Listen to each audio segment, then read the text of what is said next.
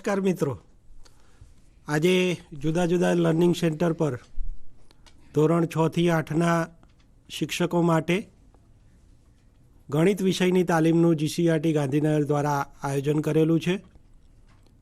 આજની આ તાલીમમાં રાજ્યના 6, 7, 8ના સરકારી પ્રાથમિક શાળાના, ગ્રાન્ટેડ શાળાના તેમજ ખાનગી શાળાના શિક્ષકો જુદા જુદા લર્નિંગ સેન્ટરથી જોડાશે. આજે સ્ટુડિયોમાં આપણી સાથે ગણિત વિષયમાં તજજ્ઞ તરીકે મારી જમણી તરફથી ડૉક્ટર વિજય પટેલ અને એમની બાજુમાં દિનેશભાઈ પટેલ ઉપસ્થિત છે. એનસીએફ 2005ના સંદર્ભમાં ગણિત વિષયને કેવી રીતે જોવામાં આવે છે અને ગણિત વિષયમાં કેવી રીતે શિક્ષકે આગળ વધવાનું થાય એની વાત આજની આ તાલીમમાં આપણે ચર્ચવાના છીએ. સાથે સાથે ગણિત વિષયને ઉદાહરણો સાથે વર્ગખંડમાં કેવી રીતે પ્રસ્તુત કરવો તેના વિશેની વાત પણ આપણે આ તાલીમમાં શીખવાના છીએ. પોઝિશન પેપર જુદા જુદા એનસીએફ 2005ના સાથે જ જોડાયેલા છે, તો એ પોઝિશન પેપરમાં ગણિત વિષયની જે વાતો છે એની પણ આપણે આજે અહીંયા ચર્ચા કરવાના છે. કેટલાક પ્રશ્નો પણ અમને મળેલા છે, એ પ્રશ્નોની વાત પણ આ તાલીમ દરમિયાન અમે અહીંયા કરવાના છીએ. તો હું આજની આ તાલીમને શરૂ કરવા માટે શ્રી દિનેશભાઈને વિનંતી કરું કે દિનેશભાઈ એનસીએફ વિશે આપની સમક્ષ વાત રજૂ કરે. સૌને નમસ્કાર.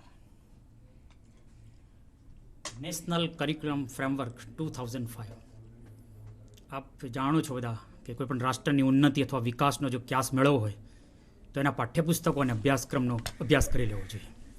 આવા અભ્યાસક્રમ નિર્માણમાં જેની મહત્ત્વની ભૂમિકા છે એવા રાષ્ટ્રકક્ષાના ડોક્યુમેન્ટ જેનું નામ છે નેશનલ કરિક્યુલમ ફ્રેમવર્ક વિશે આપણે આજે સમજ પ્રાપ્ત કરીશું. જે ડોક્યુમેન્ટના અમલથી જે ડોક્યુમેન્ટ છે એ 22 ભાષાઓમાં ઉપલબ્ધ છે અને જેના અમલીકરણથી 17 રાજ્યોને પોતાનો અભ્યાસક્રમ રિવાઇઝ કરવો પડે એવી સ્થિતિ ઉત્પન્ન થઈ છે. એવો મહત્ત્વપૂર્ણ એક દસ્તાવેજ જેનું નામ છે નેશનલ કરિક્યુલમ ફ્રેમવર્ક 2005. તો આવો આના વિશે થોડીક સમજ પ્રાપ્ત કરીએ. એનસીએફના થોડાક બ્રીફ હિસ્ટ્રીથી આપણે કામની શરૂઆત કરીશું. આપ સૌ જાણો છો અને કેટલીય વખતે તાલીમોમાં ચર્ચા થઈ છે કે પહેલાં 1976 પહેલાં રાજ્યો છે એ પોતે અભ્યાસક્રમની બાબતમાં સ્વતંત્ર હતા. માત્ર કેન્દ્ર છે માર્ગદર્શકની ભૂમિકામાં હતું. પરંતુ સમય જતાં અને બરાબર 1976માં એક મહત્ત્વનો નિર્ણય લેવામાં આવ્યો અને નિર્ણય હતો કે શિક્ષણની જે છે એને રાજ્યની અને રાષ્ટ્રની કક્ષાની પણ સંયુક્ત સમવર્તી યાદીમાં મૂકવામાં આવ્યું. આપ સૌ જાણો છો કે સંવિધાનમાં એવી જોગવાઈ કરવામાં છે કે કેટલાક નિર્ણયો છે રાજ્ય કક્ષાએ લેવાતા હોય છે, રાજ્ય યાદીમાં સમાવેશ થતા હોય છે. કેટલાક નિર્ણયો એવા છે કે દાખલા તરીકે સંરક્ષણ છે, નાગરિકતા છે, બેન્કિંગ છે, પોસ્ટલ છે, તો એ બધી રાષ્ટ્રની સૂચિમાં આવે છે. અને કેટલાક એવા નિર્ણયો હોય કે જે બંનેને સંયુક્ત રીતે લેવાના થતા હોય. દાખલા તરીકે જંગલ વિસ્તારની વાત હોય, વાઇલ્ડ લાઈફની વાત હોય, તો એ બંનેને સંયુક્ત સમવર્તી યાદીમાં મૂકવામાં આવે. તો એવી રીતે 1976માં બરાબર સમજપૂર્વક શિક્ષાને મતલબ કે શિક્ષણને પણ બંનેની સંયુક્ત સમવર્તી યાદીમાં મૂકવામાં આવ્યું. અને પછી જે નિર્ણય થાય તે બંનેને સંયુક્ત રીતે લેવાના થાય અને રાષ્ટ્ર છે એ ચોક્કસ ફ્રેમવર્ક આવે એને આધીન જ એ પ્રકારનો સિલેબસ રાજ્યએ બનાવવાનો થાય. એ ચર્ચાઓ જ્યારે ચાલતી હતી એ દરમિયાનમાં જ બરાબર એનસીઆરટી દ્વારા 1968ની શિક્ષણ નીતિ પર આધારિત એક સૌ પ્રથમ નેશનલ કરિક્યુલમ ફ્રેમવર્કની રચના કરવામાં આવી 1975માં. અને પછી તો 1986ની નીતિ અમલમાં આવી ત્યારે એનસીઆરટીને એક મહત્ત્વનું કામગીરી સોંપી દેવામાં આવી કાયમ માટે કે જે રાષ્ટ્રની જરૂરિયાત મુજબ હંમેશા એ નેશનલ કરિક્યુલમ ફ્રેમવર્કનું નિર્માણ કરે અથવા તો થયેલ જે ફ્રેમવર્ક છે એની સમીક્ષા વખત થતી રહે. તો શું છે આ દસ્તાવેજ? આટલું એક ટૂંકી બ્રીફ સાથે આપણે આગળ વધીએ છીએ. આ દસ્તાવેજ શું છે, કેમ આપણે એનો અભ્યાસ કરીએ છીએ, તો એ માટે આપણે ચર્ચામાં વધીશું. તો અભ્યાસક્રમના નિર્માણમાં સૌથી મહત્ત્વની ભૂમિકા છે એવા 3 ડોક્યુમેન્ટની આપણે ચર્ચા કરશું. પહેલું છે નેશનલ કરિક્યુલમ ફ્રેમવર્ક 2000. આપણે કીધું કે આજે 4થા નંબરનું નેશનલ કરિક્યુલમ ફ્રેમવર્ક અમલમાં છે. સૌ પ્રથમ એનસીએફ બન્યો એ 1975માં, ત્યારબાદ 1988માં અને એના આગળમાં બન્યો 2000માં અને ચોથો દસ્તાવેજ છે બન્યો નેશનલ કરિક્યુલમ ફ્રેમવર્ક 2005 જેની આપણે આજે ચર્ચા કરી રહ્યા છીએ. તો 2000નો જે દસ્તાવેજ હતો એની એક સમીક્ષાત્મક બાબતને ધ્યાનમાં રાખવામાં આવી. બીજું છે ભાર વગરના ભણતર લર્નિંગ વિધાઉટ બર્ડનની એક સરસ મજાની ટહેલ ચાલી હતી અને 1992-93માં આપ જાણો છો કે સ્કૂલોની અંદર તરંગ ઉલ્લાસમય જોયફુલ લર્નિંગ ઉખાણા જોડકણા સંગીત અને એ પ્રકારનું આખું શિક્ષણ આખું કરવત બદલી એવા પ્રકારના એક દસ્તાવેજ જે પ્રોફેસર યશપાલજીની અધ્યક્ષતામાં થયું હતું અને એ દસ્તાવેજને પણ સમીક્ષાના આધારરૂપ માનવામાં આવે છે. અને એના પછીનો ત્રીજો દસ્તાવેજ છે એ છે ડૉક્ટર યશપાલજીની અધ્યક્ષતામાં રાષ્ટ્રકક્ષાની એક તથા વિવિધ વિષયો આધારિત 21 ફોકસ ગ્રુપ તૈયાર કરવામાં આવે અને એમની એ દસ્તાવેજના સમીક્ષાના આધારે પણ એને મહત્ત્વ આપવામાં આવે છે. આપ સૌ જાણો છો પ્રોફેસર યશપાલજી જે તે વખતે યુજીસીના ચેરમેન પણ રહી ચૂક્યા છે, એક કેળવણીકાર પણ છે અને એક બહુમુખ પ્રતિભા હતી જે લગભગ 2017માં જ હમણાં એમનું નિધન થયું છે. એવા બહુ એલિમેન્ટ પર્સનાલિટીના અધ્યક્ષસ્થાને આ 21 ફોકસ ગ્રુપની રચના થઈ અને એમાં એના સમીક્ષાના આધારે જે બધા જ દસ્તાવેજ આવ્યા ત્રણ દસ્તાવેજનો એક સમીક્ષા કરી અને ગ્લોબલ વ્યાપક એક ડોક્યુમેન્ટ નેશનલ કક્ષાનું ડોક્યુમેન્ટ તૈયાર થયું જેનું નામ છે નેશનલ કરિક્યુલમ ફ્રેમવર્ક 2005. શું આપ્યું છે એમને? શું છે બહુ મહત્ત્વના ઇન્ડિકેટર્સ નેશનલ કરિક્યુલમ ફ્રેમવર્ક 2005માં? તો પહેલી સૌથી અગત્યની વાત કઈ છે કે અભ્યાસક્રમ રચનાના નિર્દેશક સિદ્ધાંતો આપ્યા છે. અભ્યાસક્રમની રચના માટે શું મહત્ત્વનું છે અને શું ધ્યાનમાં રાખવું જોઈએ રાજ્યોએ પણ, તો એની સરસ મજાની વાત આમાં કરવામાં આવી છે. બીજા નંબરમાં છે શીખવાની પ્રક્રિયા તથા જ્ઞાન, લર્નિંગ એન્ડ નોલેજ.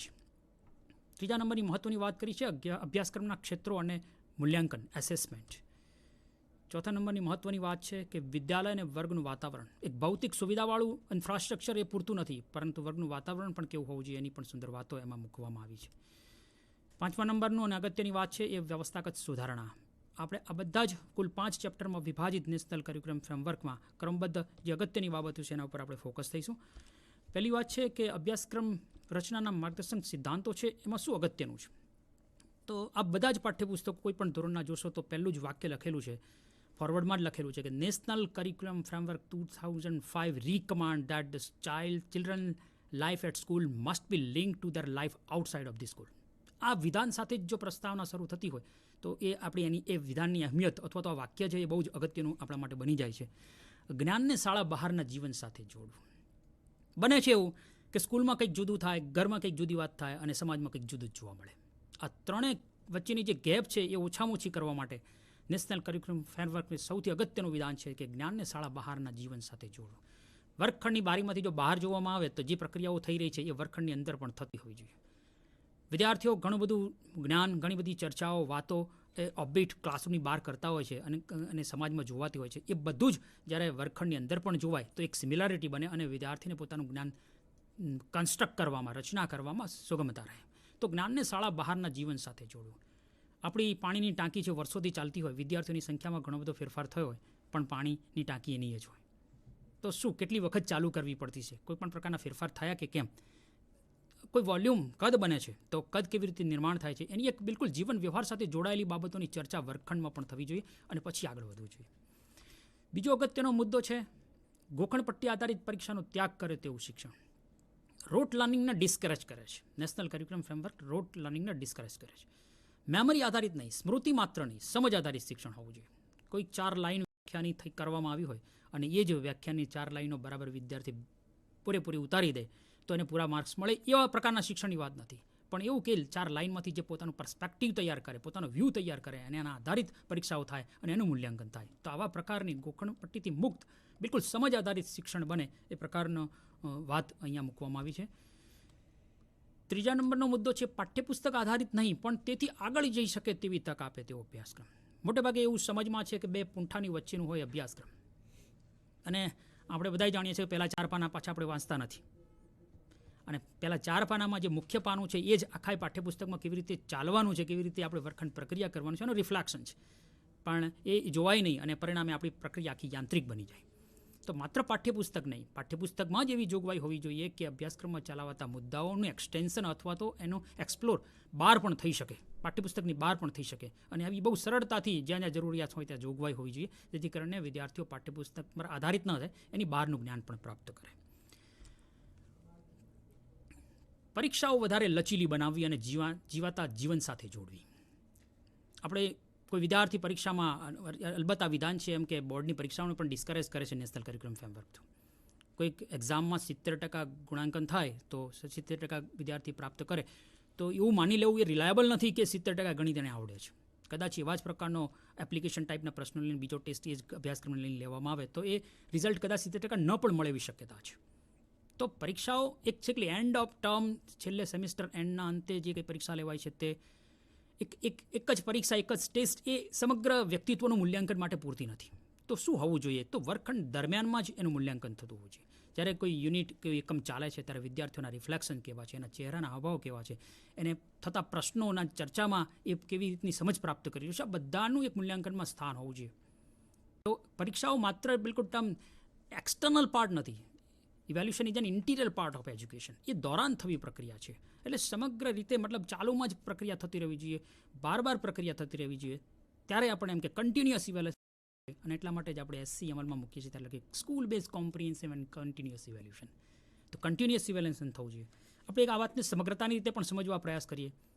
આપ જોઈ શકો છો કે એક ફેર માટે વિદ્યાર્થીઓની પસંદગી કરવામાં આવે છે અને બધા લાભાર્થીઓ સામે છે અને માસ્ટર પસંદ કરે છે કે જો એક મેળામાં જવું છે પણ પસંદગીનું ધોરણ એ છે કે એક ટેસ્ટ છે એના માટે અને તમારે એ ટેસ્ટમાંથી પસાર થવાનું છે. ટેસ્ટનું ટાઇટલ છે કે તમારે પાછળ જે વૃક્ષ દેખાય છે એના ઉપર ચડવાનું છે. આપ સૌ જાણી શકો છો કે એમાં કેટલાક પાત્રો ખુશ થાય કે આ અમે કરી શકીશું, ખુશી. કેટલાક પાત્રો નિરાશ પણ થાય કે આ અમારા માટેની બસની વસ્તુ નથી. તો કોઈ એક ટેસ્ટનું પરફોર્મન્સ છે કેટલાકનું બહુ સારું હોઈ શકે, પણ એક જ આ ટેસ્ટનું એક ટાઇટલ બદલી નાખવામાં આવે કે ભાઈ તમારે જુઓ હવે સૌથી વધારે વજન ઉપાડવાનું છે એ ટેસ્ટ છે. જ્યારે આપણે આખો ટેસ્ટ બદલી નાખીએ છીએ ત્યારે તરત જ પરફોર્મન્સ આપનારા વ્યક્તિઓ પણ બદલાઈ જાય છે. એમ કહેવામાં આવે કે ભાઈ પાણીમાં તરીને સામેને છેડે જવાનું છે અને બહુ ઝડપથી જવાનું છે, ત્યારે પાછળ ટેસ્ટનું પરફોર્મન્સ સારું કરવાવાળા વ્યક્તિઓ બદલાઈ જશે. તો ટેસ્ટ કેવો છે એના ઉપર ટેસ્ટની મૂલવણી થતી હોય છે. તો કહેવાનો પાવર થયો છે કે કોઈ એક પાસાની મૂલવણી નહીં, પણ સમગ્ર પાસાની એક હોલિસ્ટિક ડેવલપમેન્ટ થાય છે કે નહીં એ જોવાનું હોય. કોઈ ડાંગ કે એવા વિસ્તારની અંદર રહેલા વિદ્યાર્થીઓ વનસ્પતિને વિશે ઘણું બધું જાણતા હોય છે. એના પાંદડા, એનો ઉપયોગ, કઈ ઇમારતી લાકડું બને, કેવી રીતે દવાઓ બનાવી શકાય, કોઈ વાગે તો શું એનો ઉપચાર થઈ શકે, એ બધું જાણે છે. તો એનું જ્ઞાન એ જ્ઞાન નથી. તો જ્ઞાનનો સમાવેશ એમાં કરવો એ એક મોટો સવાલ છે. તો સવાલ એ છે કે પરીક્ષાઓ પદ્ધતિ લચીલી બનાવવી અને સમગ્રતા હોલિસ્ટિકલી ડેવલપમેન્ટને એને ધ્યાનમાં રાખવું જોઈએ. બધા જ પાસાઓની મૂલ્યવણી થાય. વિદ્યાર્થીઓમાં નિહિત શક્તિ અંદર હોય છે. શિક્ષણનું કામ જ એ છે કે અંદર રહેલી શક્તિને બહાર લાવવાનું. તો માધ્યમ બને છે સ્કૂલ અને ટીચર, વર્ગખંડ પ્રક્રિયા. તો આવી મહત્ત્વની ભૂમિકા કે પરીક્ષાઓ વધારે લચીલી બનાવી અને કક્ષાના જીવન સાથે જોડવાની. અને આ બધી જ વાતોને નેશનલ કરિક્યુલમ ફ્રેમવર્કનું મુખ્ય એક પ્રકારના અભ્યાસક્રમને અહીંયા મહત્ત્વ આપવામાં આવ્યું છે. બહુ જ અગત્યની વાત જો કરેલી હોય નેશનલ કરિક્યુલમ ફ્રેમવર્કમાં, જે બીજો મુદ્દો છે જેમ કે શીખવાની પ્રક્રિયા તથા જ્ઞાન. પ્રાથમિક તથા આરંભિક શાળાના અભ્યાસક્રમમાં કોઈ પણ સુધારો કરવો હોય તો એ પૂર્વ પ્રાથમિક શિક્ષણના બહુચર્ચિત સિદ્ધાંતોના પ્રકાશમાં જ કરવો જોઈએ. આની બહુ ચર્ચા એટલા માટે નહીં કરીએ કે નવી ન્યૂ એજ્યુકેશન પોલિસી જે 2020 આવી રહી છે એમાં આ બહુ જ મોટો એક મુદ્દો મૂકવામાં આવ્યો છે અને તમે બધા એને વિશે ખૂબ જ સારી ચર્ચા પણ કરવાના છે. તો બાળક એ જ્ઞાનની રચના કરે છે, જ્ઞાનનો ઉપભોગતા નથી. Information is not knowledge. Knowledge is different than information. Information બધા માટે સરખી જ છે. ક્લાસરૂમમાં જ્યારે ટીચર ડિલિવર કરે છે ત્યારે માહિતી બધા માટે એક સરખી છે, પણ જે વિદ્યાર્થીઓ લર્ન કરે છે બધું જુદું જુદું છે. તો લર્નિંગ શુડ બી ઇન્ડિવિજ્યુઅલ. બાળક જ્ઞાનની રચના કરે છે પોતાના પૂર્વ અનુભવોમાં, પૂર્વ જ્ઞાનમાં જે ભય, પૂર્વાગ્રહ જે કર્યું છે એની સાથે નવી માહિતીને રિલેટ કરે છે અને પોતાની જ્ઞાનાત્મક સંરચનામાં ફેરફાર કરે છે અને એક નવો જ વ્યૂ તૈયાર થાય છે. That is the construction of knowledge. તો બાળકને ઇન્ફોર્મેશન ડિલિવર કરી દેવી એ પૂરતું નથી, પણ એ ઇન્ફોર્મેશનને કેવી રીતે રિલીઝ કરવી જેથી વર્ગખંડ પ્રક્રિયા એવી રીતે સ્ટેન્ડિંગ થયેલી હોય જેથી કરીને child should must construct the knowledge. અને આ પ્રકારનું કરી શકીએ તો આપણા અભિગમ આધારિતનું શિક્ષણ છે એમ કહી શકાય. એક બીજી અગત્યની વાત છે કે વિષયો વચ્ચે એવું સંકલન કરવું જોઈએ કે જેથી કરીને બાળક જ્ઞાનનો આનંદ મેળવી શકે. જ્ઞાન એ અખંડ છે કે આ ગુજરાતીનું જ્ઞાન છે, આ ગણિતનું જ્ઞાન છે, આ વિજ્ઞાનનું જ્ઞાન છે. એવું આપણે જુદા જુદું અથવા તો અલગ ડિપાર્ટમેન્ટ પાડી શકતા નથી. જ્ઞાન એક જ્ઞાન છે. અને કોઈ ટીચર વાત કરતા હોય જ્યારે ગણિતમાં અને પર્સન્ટેજની વાત ચાલતી હોય અને પર્સન્ટેજમાં ક્યાંક ને ક્યાંક વાત આવે કે ભાઈ વાતાવરણમાં નાઇટ્રોજનનું પ્રમાણ કેટલું છે, ઓક્સિજનનું પ્રમાણ કેટલું છે અને અન્ય વાયુનું કેટલું પ્રમાણ છે. જ્યારે આવું કહેતા હોઈએ ત્યારે માત્ર આંકડા રજૂ કરી દેવા નહીં, પરંતુ એ પરિપ્રેક્ષ ક્યાં જોડાયેલો છે. મતલબ 78% જે નાઇટ્રોજન છે એમાં ફેરફાર થાય, ઓક્સિજનમાં ટકાવારીમાં ફેરફાર થાય, અન્ય વાયુના ટકાવારીમાં ફેરફાર થાય તો શું પરિસ્થિતિ ઊભી થઈ શકે તો જુદા જુદા વિષયો સાથે એવી રીતે સાંકળવા જોઈએ જેથી કરીને વિદ્યાર્થી જ્ઞાનના સમગ્રતાનો આનંદ મેળવી શકે. અને એ એટલા માટે કહેવામાં આવે છે કે દિવાલો નીચીકરણ. ફિઝિકલ બાઉન્ડ્રી જે વિષયો વચ્ચે છે તોડવાની છે, શાર્પન બાઉન્ડ્રી તોડવાની છે અને એવી રીતે સંકલિત કરવાનો છે કે વિદ્યાર્થી જ્ઞાનનો આનંદ મેળવી શકે. બાળકેન્દ્રી શિક્ષણ અને બાળકની સક્રિય ભાગીદારી હોય તે અને તેના વ્યક્તિત્વનો સ્વીકાર થાય. આપણે ટીચર ઓરિએન્ટેડ માંથી ચાઇલ્ડ ઓરિએન્ટેડ તરફ જવાનું છે. વિદ્યાર્થીઓ પ્રવૃત્તિમાં પ્રવૃત્ત રહે, એમાંથી પોતાના સંવાદ કરે, ચર્ચા કરે, એમાંથી કદાચ કેટલાક ખોટા પ્રશ્નોના જવાબ પણ આપી દે, ચર્ચા કરે, પણ એ બધાના વ્યક્તિત્વનો સ્વીકાર કરવાનો, બધાને રિસ્પેક્ટ આપવાનો છે. એવા વાતાવરણમાં જ બાળકો ભણી શકે છે કે જેને એને મહત્ત્વ આપવામાં આવે. એના પોતાના પ્રશ્નના જવાબને પણ એક એવી રીતે રિસ્પેક્ટથી જુઓ કે એને ક્યાંક ને ક્યાંક કનેક્ટ કરો અને શિક્ષણની પ્રક્રિયામાં આમેજ કરો. તો એને જો મહત્ત્વ આપવામાં આવશે તો જ એ ભણી શકશે. ત્રિભાષા ફોર્મ્યુલા આપ સૌ જાણો છો અને બહુ ચર્ચાનો અત્યારે મુદ્દો પણ રહેલો છે. આપણા માટે અગત્યનો મુદ્દો છે બહુભાષિતા. કે બહુભાષિતા એટલે શું? વર્ગમાં ભણાવતી જુદી જુદી ભાષાઓની સંખ્યા નહીં, પરંતુ વર્ગમાં બોલાતી બોલીઓ. કેટલીક વાર તમે જુઓ છો કે એવા ઇન્ડસ્ટ્રીયલ ઝોનમાં શાળા હોય તો વિદ્યાર્થીઓ બહારથી માઇગ્રેટ થઈને આવતા હોય. એટલે કેટલાક હિન્દી પણ બોલે, કેટલાક એવી ભાષા બોલે કે શિક્ષકને પણ શરૂઆતમાં તકલીફ પડે. તો આવી જુદી જુદી ભાષાઓ બોલનારાને કોઈ એવી તકલીફ ના થવી જોઈએ. એને પણ સમજવાના છે, એને પણ રિસ્પેક્ટ આપવાના છે, બધી બોલીઓનો પણ સ્વીકાર કરવાનો છે. એ વાતનો પણ અહીંયા નેશનલ કરિક્યુલમ ફ્રેમવર્કમાં ઉલ્લેખ કરવામાં આવેલો છે. પ્રથમ ભાષાનું શિક્ષણ આજે પણ નવી શિક્ષણ નીતિમાં પણ આ મોટો ચર્ચાનો મુદ્દો છે કે પહેલી ભાષાનું શિક્ષણ તો માતૃભાષાનું જ હોવું જોઈએ. પ્રારંભિક શિક્ષણ જે છે એ માતૃભાષામાં જ હોવું જોઈએ. જેના વિશે ઘણી બધી ચર્ચા કરીએ છીએ. અને ભાષા શિક્ષણનો જે દોર છે, જે ક્રમિકતા છે, આ પ્રકારની હોવી જોઈએ કે બિલકુલ શુદ્ધ પહેલા દિવસથી જ એન્ટર થાય અને વિદ્યાર્થી બિલકુલ શુદ્ધ અને શાસ્ત્રીય ભાષામાં જ બોલે એવી અપેક્ષા નથી. પોતાની ઘરની ભાષા બોલે, કાલીગલી ભાષા બોલે અને પછી એમાં ક્રમિક રીતે એ મોટો થતો જશે. એમને આપણને મનોવિજ્ઞાન પણ કહેશે કે શારીરિક વિકાસ થતો જશે, માનસિક વિકાસ પણ થતો જશે અને પરિણામે થોડા સુધારા આવતા જ જવાના છે. અને ચોથા ધોરણમાં સર્વસામાન્ય ભાષા બોલે એવી અપેક્ષા રાખવામાં આવે છે. બહુ જ અગત્યનું વિધાન છે અને આઇન્સ્ટાઈનના જીવનકવન આધારિત આ વિધાન છે કે our wisdom comes from our experience અને our experience comes from our mistake. ભૂલ કરે છે દેટ મીન્સ વિદ્યાર્થી ભૂલ ક્લાસમાં કરે છે એટલે જ એ સાબિતી છે કે શીખવાની પ્રક્રિયા ચાલુ છે. કશું જ ના કરે તો એક સાબિતી નથી કે કંઈક શીખી રહ્યો છે. પણ ભૂલ કરવાની જે પ્રક્રિયા છે એને એક શીખવાની પ્રક્રિયાનો ભાગ ગણવો અને તો જ એ એક્સપિરિયન્સમાં કાઉન્ટ થશે અને એક્સપિરિયન્સ કાઉન્ટ થશે તો જ એ વિઝડમ અથવા ડાફણ અથવા સમજ આવશે. તો આપણે જો ભૂલ કરવાની તક જ નહીં આપીએ તો એ પહેલો જ એક ઓબ્સ્ટેકલ છે, આપણે રોક લગાવી દે છે. તો દરેક વિદ્યાર્થીની થતી ભૂલોને પણ આપણે સ્વીકારવાનું છે અને સારી બનાવવા માટે અને સમૃદ્ધ બનાવવા માટે પ્રયાસ કરવાનો છે. ભાષા દરેક વિષયમાં છે. ભાષા સિવાય કોઈ પણ વિષયને ડિલિવર કરવો અથવા તો સમજ આપવી એ શક્ય જ નથી. શાળાના દરેક વિષય અને વર્ગ માટે વાંચન સામગ્રીની વૈવિધ્યતાને ધ્યાનમાં રાખવી અને વિકાસ કરવો. આપ સૌ જાણો છો કે ધોરણ 3ના વિદ્યાર્થીઓની લાઇબ્રેરી જુદી હોય, એની વાંચન સામગ્રી જુદી હોય. ધોરણ 5ના વિદ્યાર્થીઓની વાંચન સામગ્રી જુદી હોય અને આવી જ બધી જ સાહિત્ય એના વર્ગખંડમાં જ ઉપલબ્ધ થાય એવી પણ જોગવાઈ કરવી જોઈએ. નેશનલ કરિક્યુલમ ફ્રેમવર્કનું વિધાન છે. લેખનમાં પણ વિવિધ આયામ હોવા જોઈએ, નવાચાર હોવો જોઈએ. આપણે જાણીએ છીએ કે કોઈ નિબંધ લખાય, ઇંગ્લિશના ટીચર હોય તો આપણને બધાને અનુભવ છે કે 3 જ નિબંધ કીધેલા કે my classroom, my school, my playground 3 કરો એટલે કોઈ પણ એક નિબંધ તમને મળી જશે. આપણી મૌલિકતાનો ક્યાંય એમાં ઉલ્લેખ નથી. ગાય વિશે નિબંધ લખાવીએ તો બધા એમ જ લખે કે મારી ગાય કાળી છે અથવા સફેદ રંગની ગાય છે, એ દૂધ આપે છે. બધાની ગાય દૂધ ના પણ આપતી હોય સ્થિતિ હોઈ શકે, પણ એવા કોઈ મૌલિકતાને ચાન્સ હોતો નથી.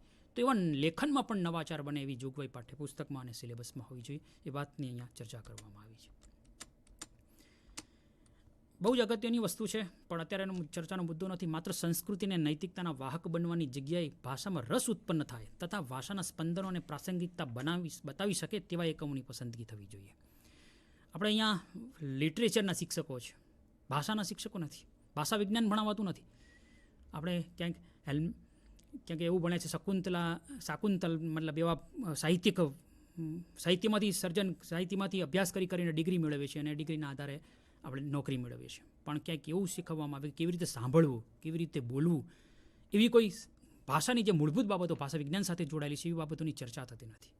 તો આ એક ભાષામાં મતલબ ઉત્પન્ન કરી શકે એવા સ્પંદન ઉત્પન્ન કરી શકે, પ્રાસંગિક કોન્ટેક્સ્ચ્યુઅલ બનાવી શકે એવા પ્રકારના એકમોને અહીંયા પસંદગી થવી જોઈએ. અંગ્રેજીની ખૂબ બોલબાલા વચ્ચે અત્યારે પણ ચર્ચાનો મુદ્દો રહ્યો છે. પરંતુ જ્યારે સુધી અંગ્રેજી ભાષા એ બીજી ભાષાનો જેવી જ છે એવો સ્વીકૃત ન થાય ત્યાં સુધી અર્થપૂર્ણ નહીં બને. એટલે આપણે એને બિલકુલ બધી ભાષા, ગુજરાતી ભાષા છે તો એ જ પ્રકારની એક લેવલની જ ભાષા, અંગ્રેજી ભાષા છે એમ માનીને આપણે ચાલતા જ્યારે સ્વીકૃતિ નહીં બને ત્યાં સુધી આમાં બહુ સફળતા મેળવવી એક કઠિન વસ્તુ છે. ગણિતના શિક્ષણ વિશે આપણે ફોકસ થવાનું છે તો ખાસ મુખ્ય વસ્તુ છે કે આનંદ આવવો જોઈએ. અને એક પ્રશ્નમાં પણ તમારો આગળ પર ચર્ચા થવાની છે કે એક ડર રહ્યા કરે છે, તો એ પહેલાં પહેલું તો એને આનંદ થવો જોઈએ. જોય ઇઝ એસેન્શિયલ ફોર લર્નિંગ. જો એ ન થઈ શકે ત્યાં સુધી કોઈ પણ પ્રકારનું લર્નિંગ ના થઈ શકે. રસ એ ધ્યાનની જનની છે. રસ પડવો જોઈએ. કેવી રીતે રસ પાડી શકીએ, દેટ ઇઝ અવર રોલ. અને એટલા માટે ટીચરે માત્ર ટીચિંગ નહીં પણ હવે ફેસિલિટેટર તરીકે કામ કરવાનું છે. એવી સુવિધા પ્રદાન કરવાની છે, એવી સુગમદાતા બનવાનું છે જેથી કરીને વિદ્યાર્થી એમાંથી લર્નિંગ કરી શકે, બાળકો સાથે સંવાદ કરે, ચર્ચા કરે અને અનુભવજન્ય જ્ઞાન મળે. એવા પ્રકારની વાતો એ ઘણી શિક્ષણમાં થવી જોઈએ. પ્રશ્નો ઉઠાવી શકે અને સમાધાન મેળવી શકે, પોતાના જાતે કોયડા બને અને એના ઉકેલ માટેના વિદ્યાર્થીઓ સાથે અને અંદર પીયર ગ્રુપ લર્નિંગ સાથે ચર્ચા કરે. બહુ અહેમ મુદ્દો છે કે તર્ક કરી શકે એવો હોવું જોઈએ. Logical, presume logical assumption, that is important.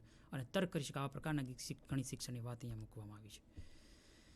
પ્રાથમિક કક્ષાએ બધું જ શિક્ષણ રમત દ્વારા થવું જોઈએ. રોજબરોજના જીવન સાથે જોડાવવું જોઈએ. અને એટલા માટે જ આપણા પાઠ્યપુસ્તકમાં જે ફેરફાર થયા અને એની શરૂઆતમાં આપ બધા જોશો કે કેવી રીતે નેશનલ કરિક્યુલમ પાઠ્યપુસ્તકમાં જોડાયેલો છે. આગળ ઉપર આની બહુ જ વિશદ ચર્ચા થવાની છે. રમતો, ઉખાણાઓ ઠેર ઠેર આપેલા છે, વાર્તાઓ આપેલી છે.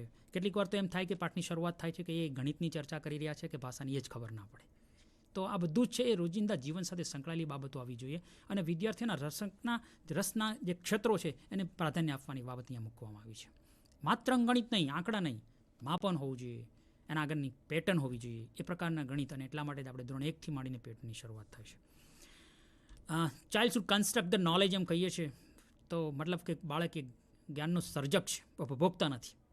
તો આ વિધાન છે કન્સ્ટ્રક્ટિવિઝમનું છે. ખાસ જીન પિયાઝે, બ્રુનર, વિકોટસ્કી આ બધાનું બહુ સરસ મજાનું યોગદાન છે. અને એના આધારે જે સંરચનાવાદની રચના થઈ છે અને એમાં રચનાત્મક અભિગમ શું માને છે, કેવું હોવું જોઈએ એમાં.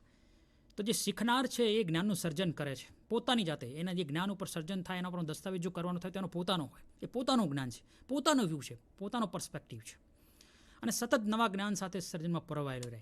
એક માહિતી આપણી પાસે આવી જાય છે તો એ જ્ઞાન કાયમી બનતું નથી. જ્યારે નવી માહિતી આપણી પાસે આવે છે ત્યારે અગાઉની માહિતી સાથે એનું સંક્રમણ થાય છે. અને જ્યારે એને સંકલનથી અને પરિણામે આપણા જૂની જ્ઞાનાત્મક સંરચનામાં ફેરફાર થઈ અને નવી એક સંરચના થાય છે જેને આપણે નવું જ્ઞાન કહીએ છીએ. આમ જ્ઞાન એ બદલાતું રહે છે, અપડેટ થતું રહે છે. તેઓ અગાઉના અનુભવો અને જ્ઞાનને આધારે નવું જ્ઞાન ઉત્પન્ન કરે છે. પ્રાયોર નોલેજ અને એક્સપિરિયન્સ બે જ વસ્તુ અગત્યની છે શીખવા માટેની. પૂર્વજ્ઞાન હોવું જોઈએ. કોઈની પાસે સહેજ પણ પૂર્વજ્ઞાન નથી તો એ શીખવાની પ્રક્રિયા નહીં થઈ શકે. પૂર્વજ્ઞાન અને અનુભવ આ બંનેનું સંકલન થાય ત્યારે જ ઇન્ફોર્મેશન બીકમ્સ અ નોલેજ. અગાઉની માહિતી અને અનુભવના આધારે વસ્તુ તથા ઘટનાઓનું મૂલ્યાંકન અને અર્થઘટન કરે છે. તો કન્સ્ટ્રક્ટિવિઝમ અને ગણિતમાં આવું ક્યાં?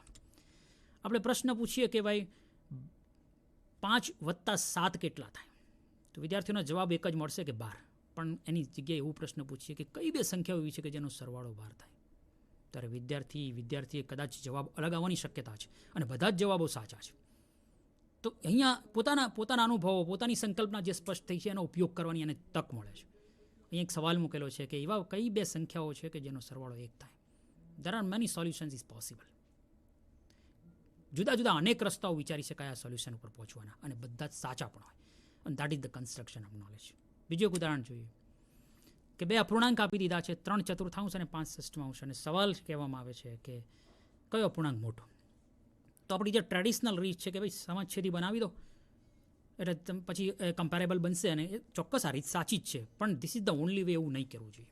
આપણે વિદ્યાર્થીને એવી તક આપવી જોઈએ કે શું આના સિવાય બીજા કોઈ રસ્તાઓ ખરા કે જેમાં આ બંને અપૂર્ણાંકોને સરખામણી સરળતાથી થઈ શકે? શું છેદ સરખા કરી અને આપણે 2 અપૂર્ણાંકોની કમ્પેરિઝન કરી શકીએ છીએ તો બંનેના અંશ સરખા કરવાની કોઈ રીત ખરી? તો એ પણ એપ્લાયમાં આવવું જોઈએ. કોઈ મૂર્ત વસ્તુથી પણ સમજાવવી જોઈએ કે 2 A4 સાઇઝના કાગળ લઈ લઈએ અને એમાંથી બિલકુલ એક કાગળમાંથી 4 સરખા ભાગ કરીએ અને 3 ભાગ લઈએ અને બીજો કાગળ એ જ A4 સાઇઝનો છે એમાંથી 6 ભાગ કરીએ અને એમાંના 5 ભાગ લઈએ અને બંને કટ કરીએ અને કમ્પેર કરીએ તો આપણને ચોક્કસ મૂર્ત દ્વારા પણ ખબર પડી શકે. અને આ એકલી જ રીતો નથી, આના સિવાય પણ તમે કંઈ કરી શકો તો એ છે ઇનર રિસોર્સિસનું ડેવલપમેન્ટ, કન્સ્ટ્રક્શન ઓફ નોલેજ. આ બધું જ એક સાથે જોડાયેલું છે.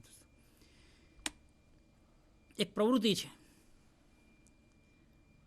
કે આપણી પાસે એક થર્મોમીટર આપી દેવામાં આવે અને એક દોરી આપી દેવાની. એક ટીચરે એક પ્રયોગ કર્યો અને સ્કૂલમાં જઈને વિદ્યાર્થીઓને વર્ગખંડમાં કહેવામાં આવી કે ભાઈ તમને એક દોરી આપી દેવામાં આવે અને એક થર્મોમીટર આપવામાં આવે તો શું તમે સામે દેખાય ટાવરની ઊંચાઈ માપી શકશો? વિદ્યાર્થીઓને જ્યારે આ કહેવામાં આવ્યું ત્યારે બધા દ્વિધામાં પડી ગયા, પણ એક વિદ્યાર્થી બહુ જ ઉત્સુક તરત જ કીધું, હા સાહેબ હું કરી શકીશ. કે કેવી રીતે? તો કીધું કે હું થર્મોમીટર લઈ અને બરાબર ટાવર નીચે જઈશ અને વોચમેન મળશે તેને કહીશ કે હું તને એક ભેટ આપું છું, પણ સવાલ એ છે કે તારે મને કહી દેવાનું કે થર્મોમીટરની ઊંચાઈ કેટલી છે. It's a funny but joy is essential. Thermometer આપી દેશે અને પછી પૂછી લેશે. શિક્ષક કે ભાઈ આ એક રીત છે, તાર્કિક નથી, અલગ કરવું જોઈએ, આના સિવાયની કોઈ સોલ્યુશન છે તમારી પાસે?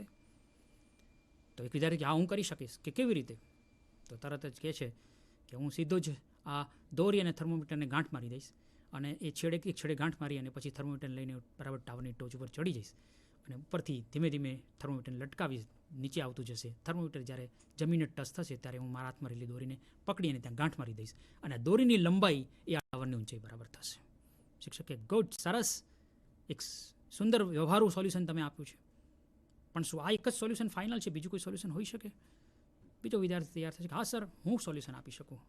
અને તો કેવી રીતે? તમારે બીજી વસ્તુ લઈ જવાની પણ છૂટ છે. તો કે આ વખતે હું કોણ માપક લઈ જઈશ. થર્મોમીટર દોરી અને કોણ માપક લઈને જાય છે, બરાબર ટાવરની ટોચ ઉપર જે ગાંઠ બાંધેલું જે થર્મોમીટર હતું ત્યાં બાંધી દે છે અને બીજો છેડો ખુલ્લો છેડો તે નીચે કરી દીધો અને નીચે ઉતરી અને જે બીજો છેડો હતો ત્યાં આગળ જે કોણ માપકનું ઓરિજિન છે જે ત્યાં આગળ મૂકી અને બરાબર ધીમે ધીમે ક્ષમક્ષિતિ દિશામાં આગળ વધતો જાય છે. એટલે સુધી દૂર જાય છે કે દોરી તંગ રહે અને બરાબર 45 અંશના ખૂણે ગોઠવાય અને પછી કહે છે કે જો મારાથી જે ટાવરનું અંતર છે ને એટલું જ અંતર, એટલી જ લંબાઈ આ ટાવરની છે. આપ સૌ દોસ્તો જાણો જ છો કે આમાં ત્રિકોણમિતિનો ઉપયોગ થયો છે. But that is one more solution, એક બીજા જ રસ્તેથી સોલ્યુશન. જે આપણી ટ્રેડિશન રીત છે કે એક જ પ્રકારનું સોલ્યુશન મળે તો સંતોષ માની લેવાની જરૂરિયાત નથી, પણ બીજા પણ વ્યૂ વિદ્યાર્થીઓ પાસે હોય તો એને ક્લાસરૂમમાં કલ્ટિવેટ કરવા જોઈએ. ચોથો વિદ્યાર્થી તૈયાર થાય કે સર હું બીજું પણ સોલ્યુશન આપી શકું. કેવી રીતે? હવે આશ્ચર્ય થાય, કારણ કે જેમ જેમ રસ્તાઓ વધારે રજૂ થઈ જાય પછી આ અલગ રસ્તો શોધવો ઇટ ઇઝ ક્વાઇટ ડિફિકલ્ટ. કે હું કરી શકું છું. કેવી રીતે? તો તરત જ એને કીધું કે હું આ વખતે કોણ માપકની જગ્યાએ સ્ટોપવોચ લઈને જઈશ. વિદ્યાર્થી સ્ટોપવોચ થર્મોમીટરને દોરી લઈને જાય છે ઉપર, બરાબર ટાવરની ટોચ ઉપર ચડી જાય છે, હાથ લાંબો આમ ખુલ્લો કરે છે અને બરાબર પોતાના હાથની અંદર થર્મોમીટર રાખે છે, બીજા હાથની અંદર સ્ટોપવોચ રાખે છે અને બરાબર ધ્યાનથી રાખે છે અને જેવી સ્ટોપવોચ છોડે છે જ્યારે થર્મોમીટર એક હાથથી છોડે છે અને સ્ટોપવોચ ચાલુ કરે છે અને થર્મોમીટર બરાબર નીચે પછડાય છે અને અવાજ આવે છે ત્યારે સ્ટોપવોચ બંધ કરે છે. મતલબ સમય માપી લીધો. એક થર્મોમીટરને ટાવરની ટોચથી નીચે પડતા કેટલો સમય લાગે છે માપી લીધો. આપણે પણ આ બધા પ્રયોગ વ્યવહારમાં કરીએ છીએ. કોઈ ચાલતો વ્યક્તિ જ્યારે આપણને પૂછે કે મારે પથિકાશ્રમથી વિધાનસભા જવું છે ત્યારે તમારો જવાબ હશે એ જુદો હશે અને એવું જ વ્યક્તિ જો કોઈ બાઇક લઈને આવે અને પછી પૂછે છે કે મારે વિધાનસભા સુધી પહોંચવું છે પથિકાશ્રમથી તો કેટલો સમય લાગશે, તમારા બંને જવાબો જુદા હશે. કારણ કે તમે કયું સાધન છે, કેટલી સ્પીડથી ચાલશે એ એને ધ્યાનમાં રાખીને પોતાનો સમય કીધો છે. We measure the length in terms of time. પેલા વિદ્યાર્થીએ જે માપી લીધો સમય નીચે આવે છે અને પછી તરત જ કહે છે કે કે આપ જાણો છો દોસ્તો કે મુક્ત રીતે પતન થતા પદાર્થના રેખીય ગતિ માટેના સમીકરણો કે S is equal two S that is distance u0 t plus 1/2 at square. u0 એટલે શરૂઆતનો વેગ, t એટલે લાગતો સમય, a એટલે ગુરુત્વ પ્રવેગ અને t પાછો વળીથી સમય.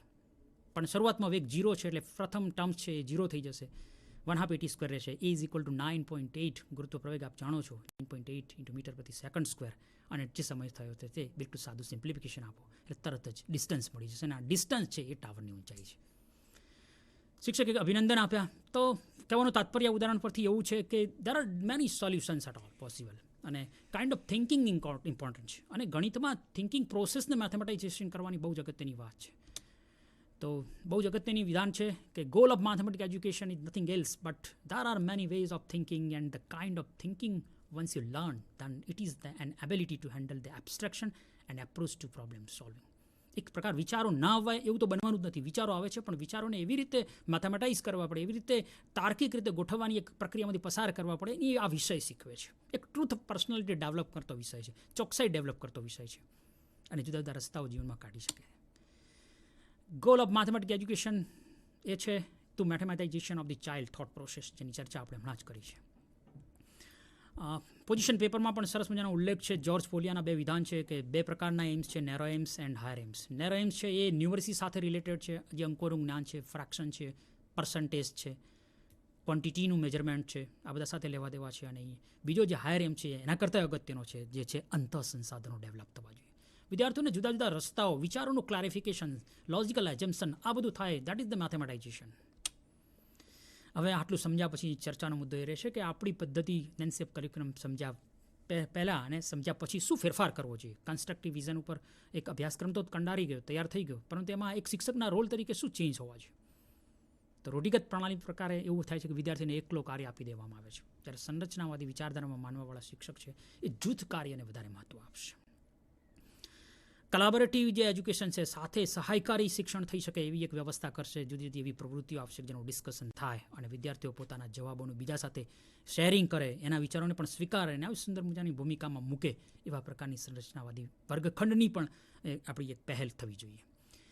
નિયત અભ્યાસક્રમને ચુસ્ત રીતે વળગી રહેવાનો છે. ભાઈ સપ્ટેમ્બરમાં અવયવીકરણ પૂરું થવું જોઈએ, બસ દેટ્સ ઇટ.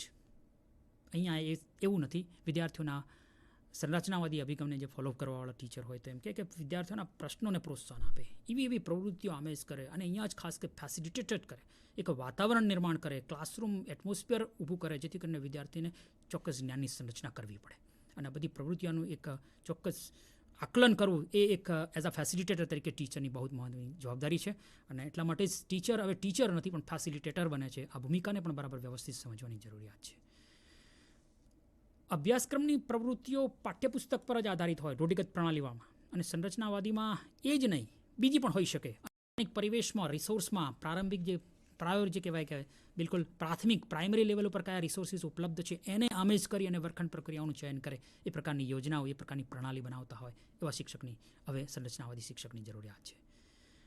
એક માન્યતા રૂઢિગત શિક્ષક માને છે કે ભાઈ વિદ્યાર્થીઓ કોરી પાટી જેવા હોય છે, જેને આપણે જે શીખવીએ એ જ શીખે છે, આપણે જે માહિતી કોતરાવીએ એ જ કોતરી શકે.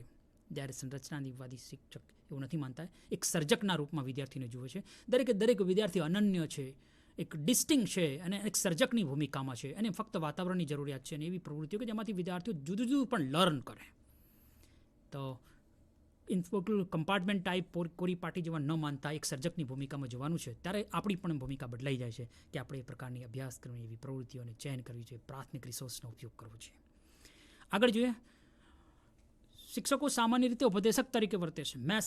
મેસેજ ડિલિવર કરવા, બસ એક જ પ્રાથમિક માહિતીનું વિતરણ કરવું એટલું જ સમજે છે. જ્યારે રૂઢિગત સંરચનાવાદી અભિગમ સાથે સંકળાયેલા શિક્ષકે માને છે કે પ્રવૃત્તિઓ નહીં પણ પ્રવૃત્તિ અને પર્યાવરણ વચ્ચે એક ફેસિલિટેટર તરીકે, એક સેતુ બાંધવા માટે, એક એટમોસ્ફિયર કરવા માટે મારી ભૂમિકા શું હોઈ શકે, એક મધ્યસ્થી તરીકે શું હોઈ શકે, વિદ્યાર્થીઓને પ્રોત્સાહિત કરવા એ પ્રકારની ભૂમિકામાં માને છે.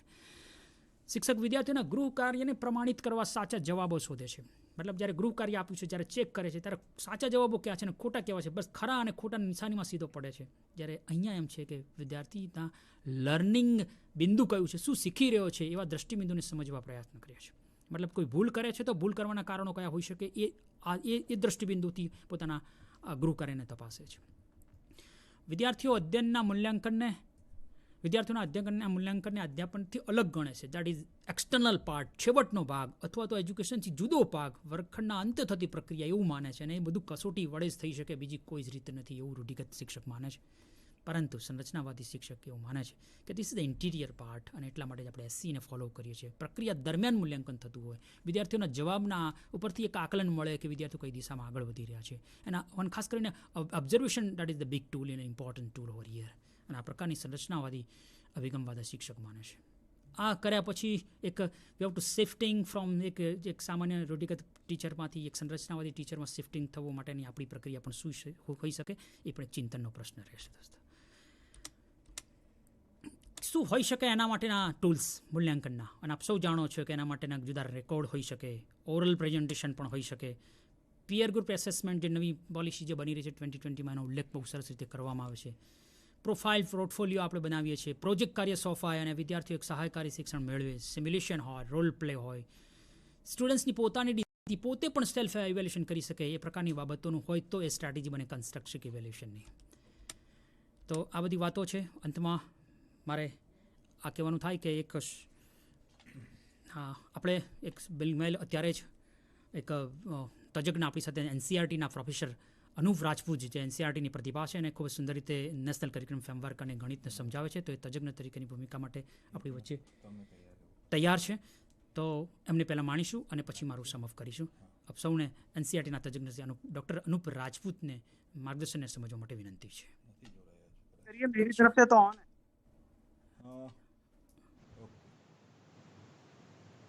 हाँ जी।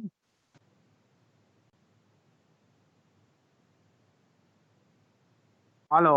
जी जी, जब खत्म हो जाएगा।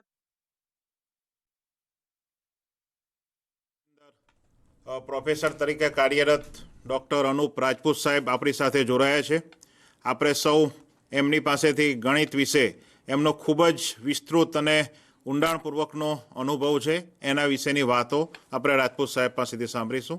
શ્રી રાજપૂત સાહેબ, પ્લીઝ.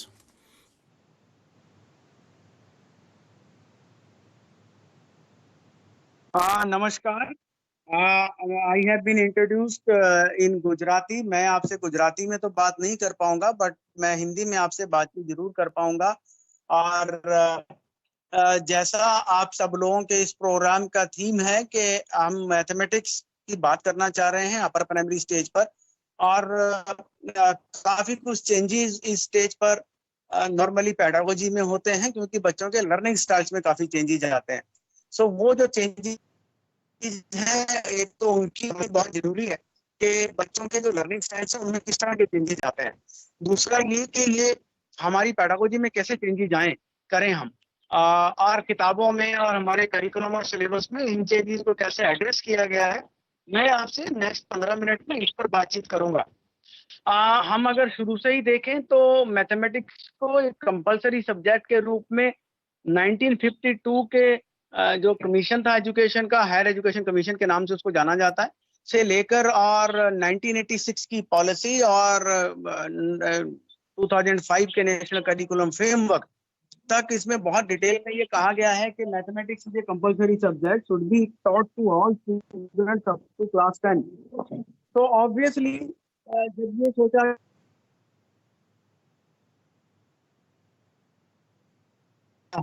क्या हम ये समझे कि मैथमेटिक्स सीखने के लिए कुछ स्पेशल टाइप का किसी कैलिबर की जरूरत होती है, तो सब बच्चों में नहीं होता, इसलिए हमें कुछ लिमिटेड बच्चों को सिखाना चाहिए, और या फिर हमें कुछ ऐसा करिकुलम ऐसा कुछ लेना चाहिए सारे बच्चे सीख। आप अगर जानते हैं तो करिकुलम ऐसा ही बनाया गया और ऐसी कॉम्पिटेंसी और स्किल्स को रखा गया जो हमें लगता है कि सारे बच्चों में होनी चाहिए, irrespective of their mental ability. तो जनरली ये समझा जाए तो इसका मतलब जिंदगी जीने के लिए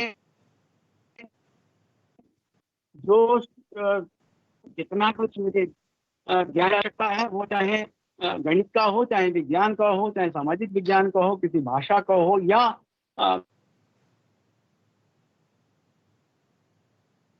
तो सब चीजें एक जो 15 साल के बच्चे को जो 10वीं पास करता है तो आनी चाहिए। तो गणित को भी ऐसे ही रखा गया है, जो आसपास जितनी भी समस्याएं हैं उनके हल करने के लिए कितना गणित की आवश्यकता होता है। गणित आपको ये जरूर लगता होगा कि जब हम अपर प्राइमरी स्टेज पर आते हैं, क्लास 6 में जब बच्चा आता है, तो ये लगता है कि 5वीं तक का सारा जो हमारा तरीका था सीखने सिखाने का, जो हमारा करिकुलम था, वो सारा कंक्रीट वे में हम प्रेजेंट कर रहे थे। हम ये बच्चों को ज्यादा इस एक कंक्रीट ऑब्जेक्ट्स को अपने आसपास के फूल ऑब्जेक्ट्स को मैनिपुलेट करके वो सीखते हैं।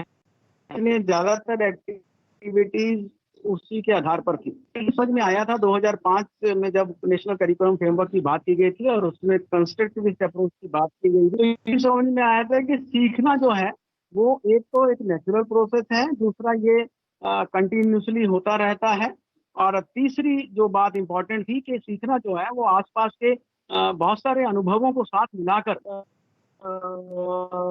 होता है।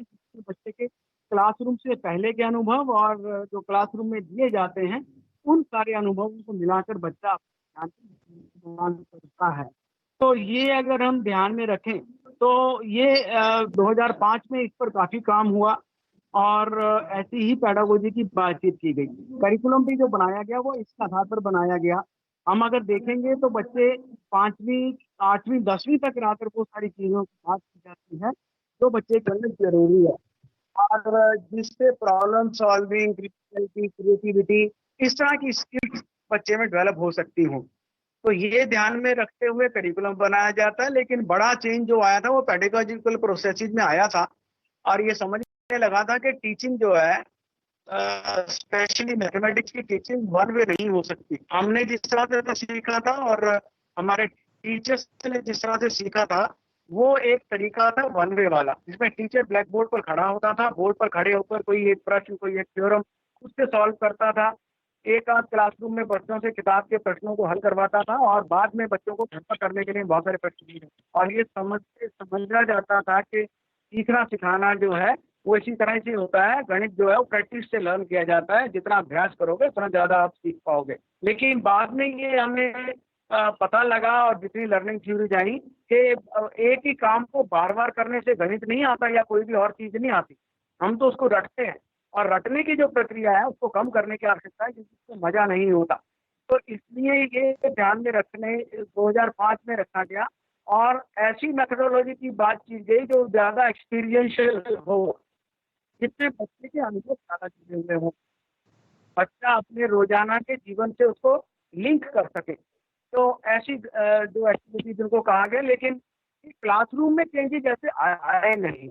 अगर आप देखें तो हमारे क्लासरूम वैसे ही बने रहे जैसा 2005 से पहले के थे। तो कोई बड़े मेजर चेंजेस जिस तरह से हम एक्सपेक्ट कर रहे थे क्लासरूम में आए नहीं। बहुत सारे कारण रहे हैं।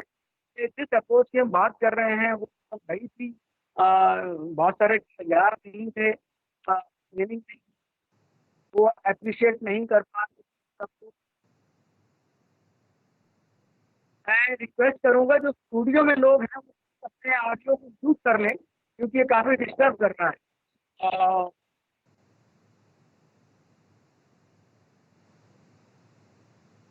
चलिए, तो मैं अपनी बात को आगे जारी रखता हूँ।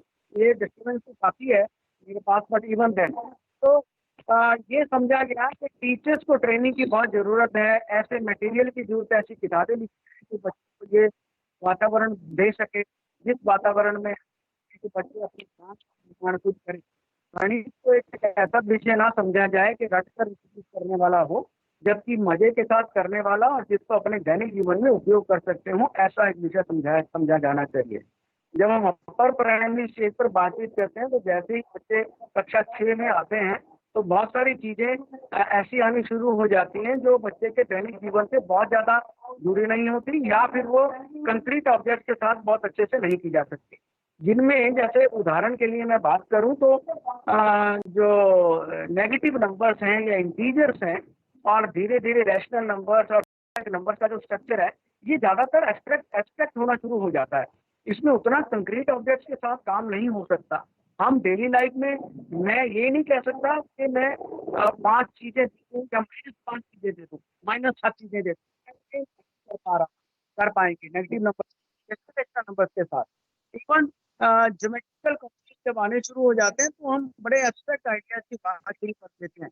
तो ये ऐसा क्लासरूम की पैडागोजी होनी चाहिए जहाँ इस बच्चे इस एब्स्ट्रैक्टनेस को भी अप्रिशिएट करें, और इसको अप्रिशिएशन के साथ साथ बच्चे जो हैं वो अपने डेली लाइफ से इसको लिंक कर सकें।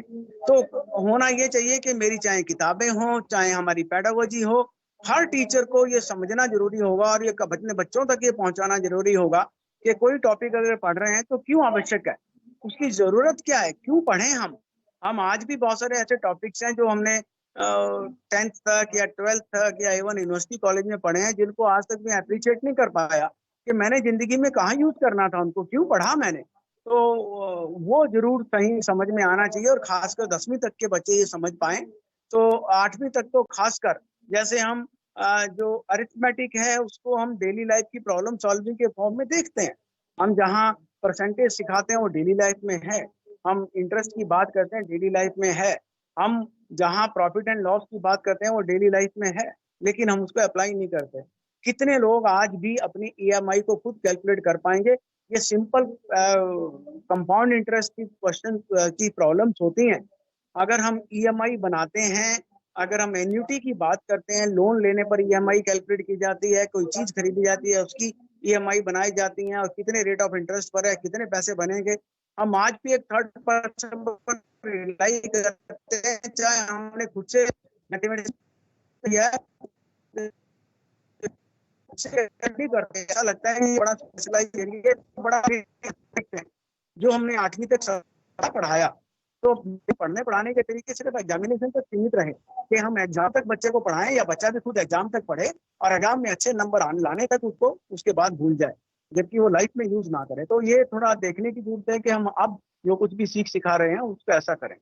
दूसरी बात कि इसको भी जो भी सिखाया जा रहा है उस सीखने सिखाने को हम ऐसा बनाएं जो बच्चा अप्रिशिएट कर सके, जिसको बच्चा आगे लाइफ में उपयोग कर सके। तो ऐसा भी हमारे तरीके होने चाहिए, ऐसे हमारे एग्जाम्पल्स होने चाहिए जिन एग्जाम्पल्स हम क्लासरूम में लेकर चलें। हम किसी एग्जामिनेशन के लिए बच्चे को तैयार ना करके बच्चे को लाइफ के लिए तैयार करें। तो और लाइफ के लिए जब तैयार करना होगा तो अब हर विषय को उसी तरह से देखना पड़ेगा, चाहे वो गणित हो, चाहे विज्ञान हो, चाहे सामाजिक विज्ञान, कोई भाषा हो। तो ये दोबारा देखने की जरूरत होगी। अगर अब मैं इस अभी जो डेवलपमेंट हुई है, नई पॉलिसी जो आई है एजुकेशन की, NEP 2020 सॉरी, तो हम बड़ा गहराई से अगर उसका अध्ययन करें तो हम समझते हैं कि इसमें और जो बातें पहले कही गई थी उन बातों को बहुत हायर लेवल पर स्ट्रेस किया गया है।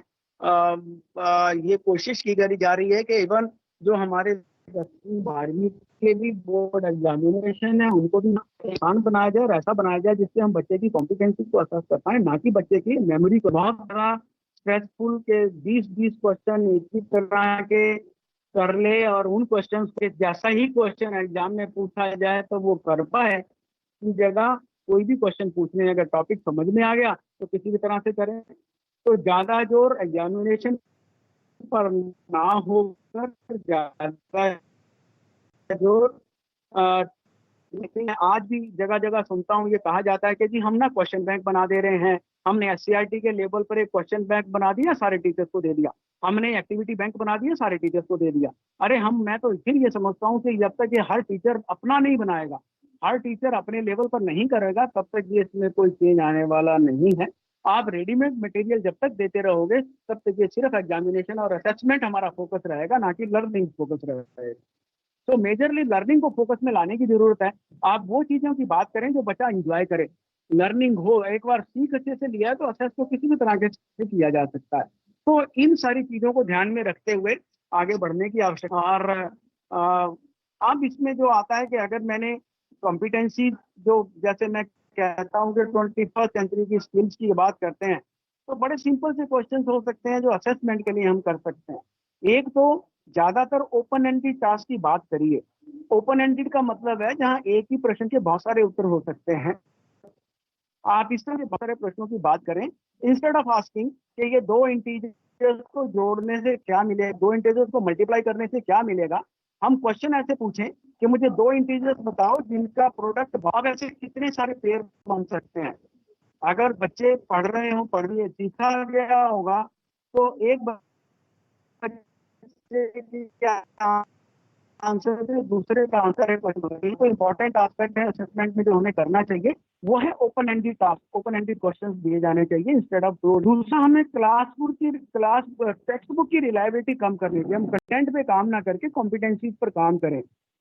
अगर मैं लीजिए ये कहता हूँ कि बच्चा है तो क्रिटिकल बनाने का मतलब हुआ कि वो अपनी जो भी बातें हैं, जो कुछ दिया गया है उसके क्यों के बारे में ज्यादा काम करें, रादर देन हम अभी भी क्या पर ज्यादा जोर देते हैं जो फैक्चुअल है कि ये ऐसे किताब में लिखा है, इसको रट लो, रिप्रोड्यूस के डेफिनेशंस हैं, थ्योरम की स्टेटमेंट्स हैं, इनको ज्यादा एम्फेसाइज ना करके हम क्यों पर ज्यादा एम्फेसाइज करें। दूसरा, हम प्रोसेसिस पर, हाउ के ऊपर ज्यादा जोर ना दें। हम प्रोसेसिस पर ज्यादा जोर दे रहे होते हैं कि ये मान लीजिए परसेंटेज निकालने का ये तरीका है कि अगर मुझे फ्रैक्शन दिया गया है तो परसेंटेज में कन्वर्ट करना है तो 100 से गुना कर दो। क्यों करें 100 से गुना, वो ज्यादा इंपॉर्टेंट है, बच्चे को समझ में आना चाहिए तो बच्चा अपना तरीका बना सकते हो अभी। तो दूसरा क्या होना चाहिए कि क्रिटिकल पर काम हो। आप इसके प्रश्न जो है बना सकते हैं कि बच्चे को एक क्वेश्चन कोई दिया जाए जिसमें सोल्यूशन दे दिया मैंने, इंस्टेड ऑफ क्वेश्चन हम कोई एक प्रॉब्लम का सोल्यूशन देते हैं, सोल्यूशन में थोड़ी बहुत गलती कर दीजिए, सोल्यूशन पूरा ठीक हो, कैसा भी हो।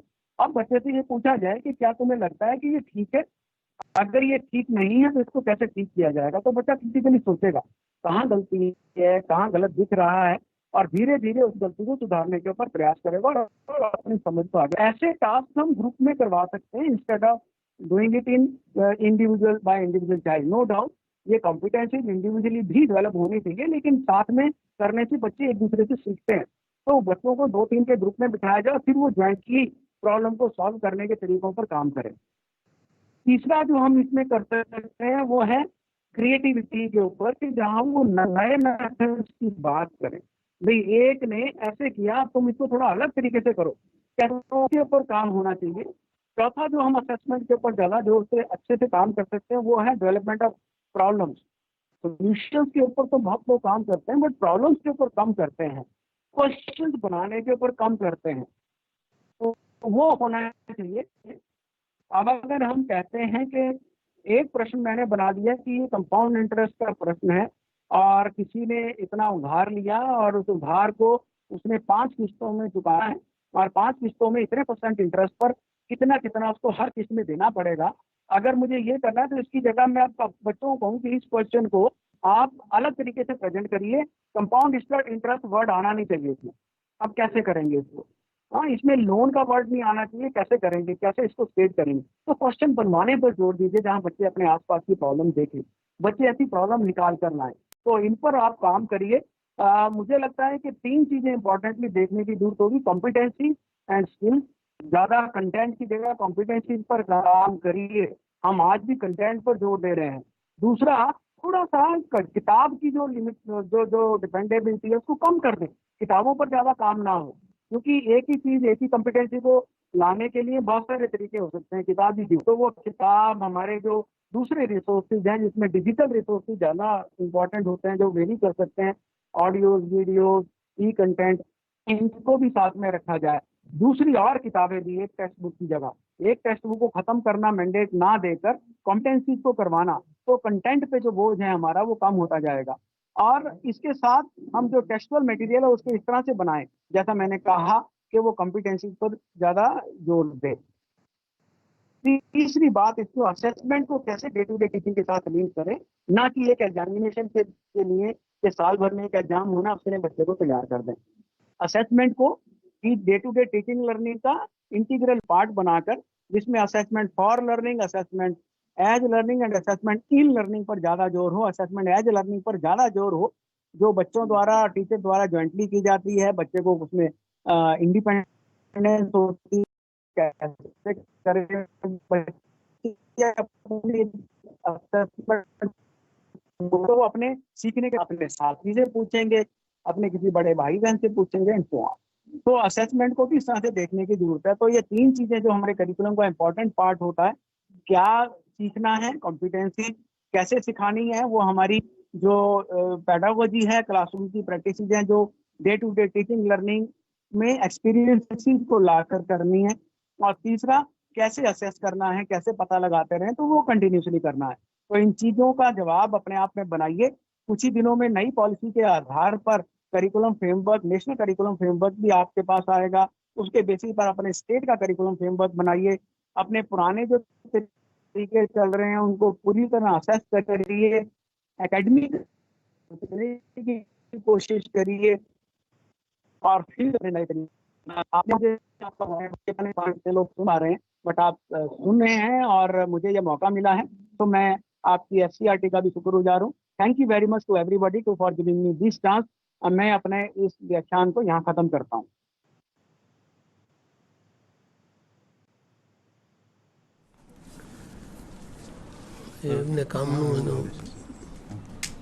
नमस्कार, थैंक यू।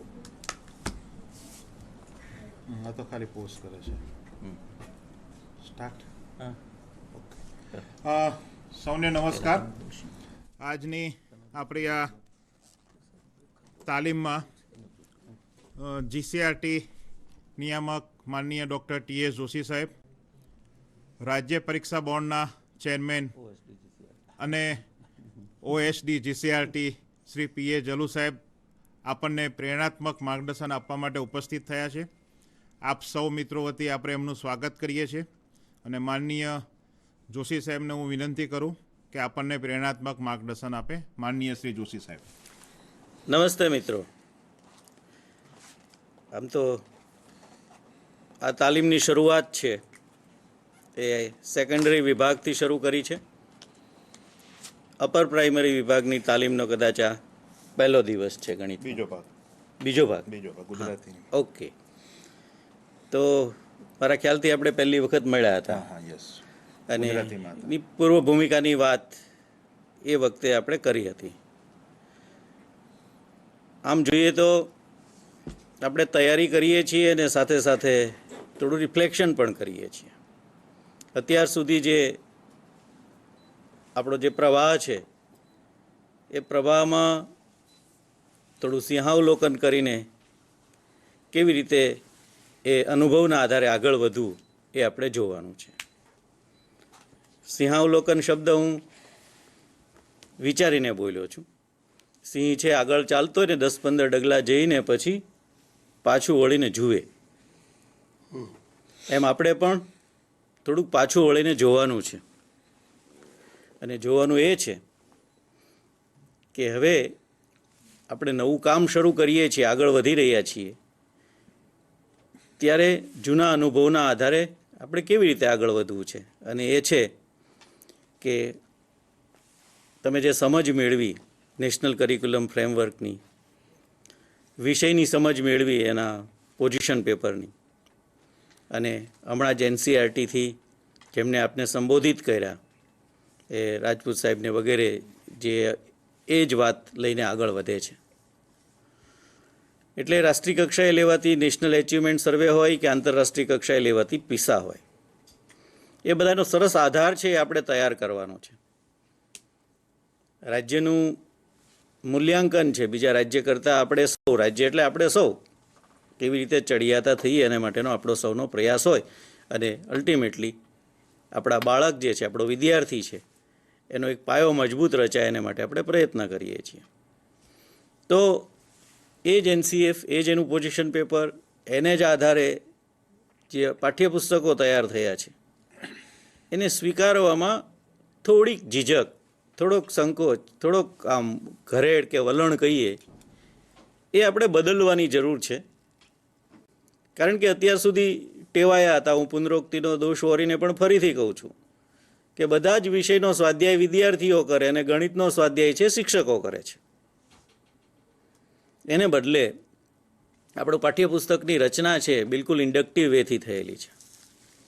એટલે પહેલાં ખૂબ ઉદાહરણો મૂક્યા છે, સંકલ્પનાઓ સ્પષ્ટ કરવા માટે વાર્તાઓ મૂકી છે, ઘટનાઓ મૂકી છે, અનેક કોયડાઓ મૂક્યા છે, અને જીવન સાથે જોડાઈ આપણે જીવનમાં એનો ક્યાં ઉપયોગ કરીએ છીએ એવા ઉદાહરણો મૂક્યા છે. અને ઉદાહરણોને આધારે કોઈ સંકલ્પના સ્પષ્ટ થાય પછી એના સ્વાધ્યાય આપવામાં આવ્યા છે.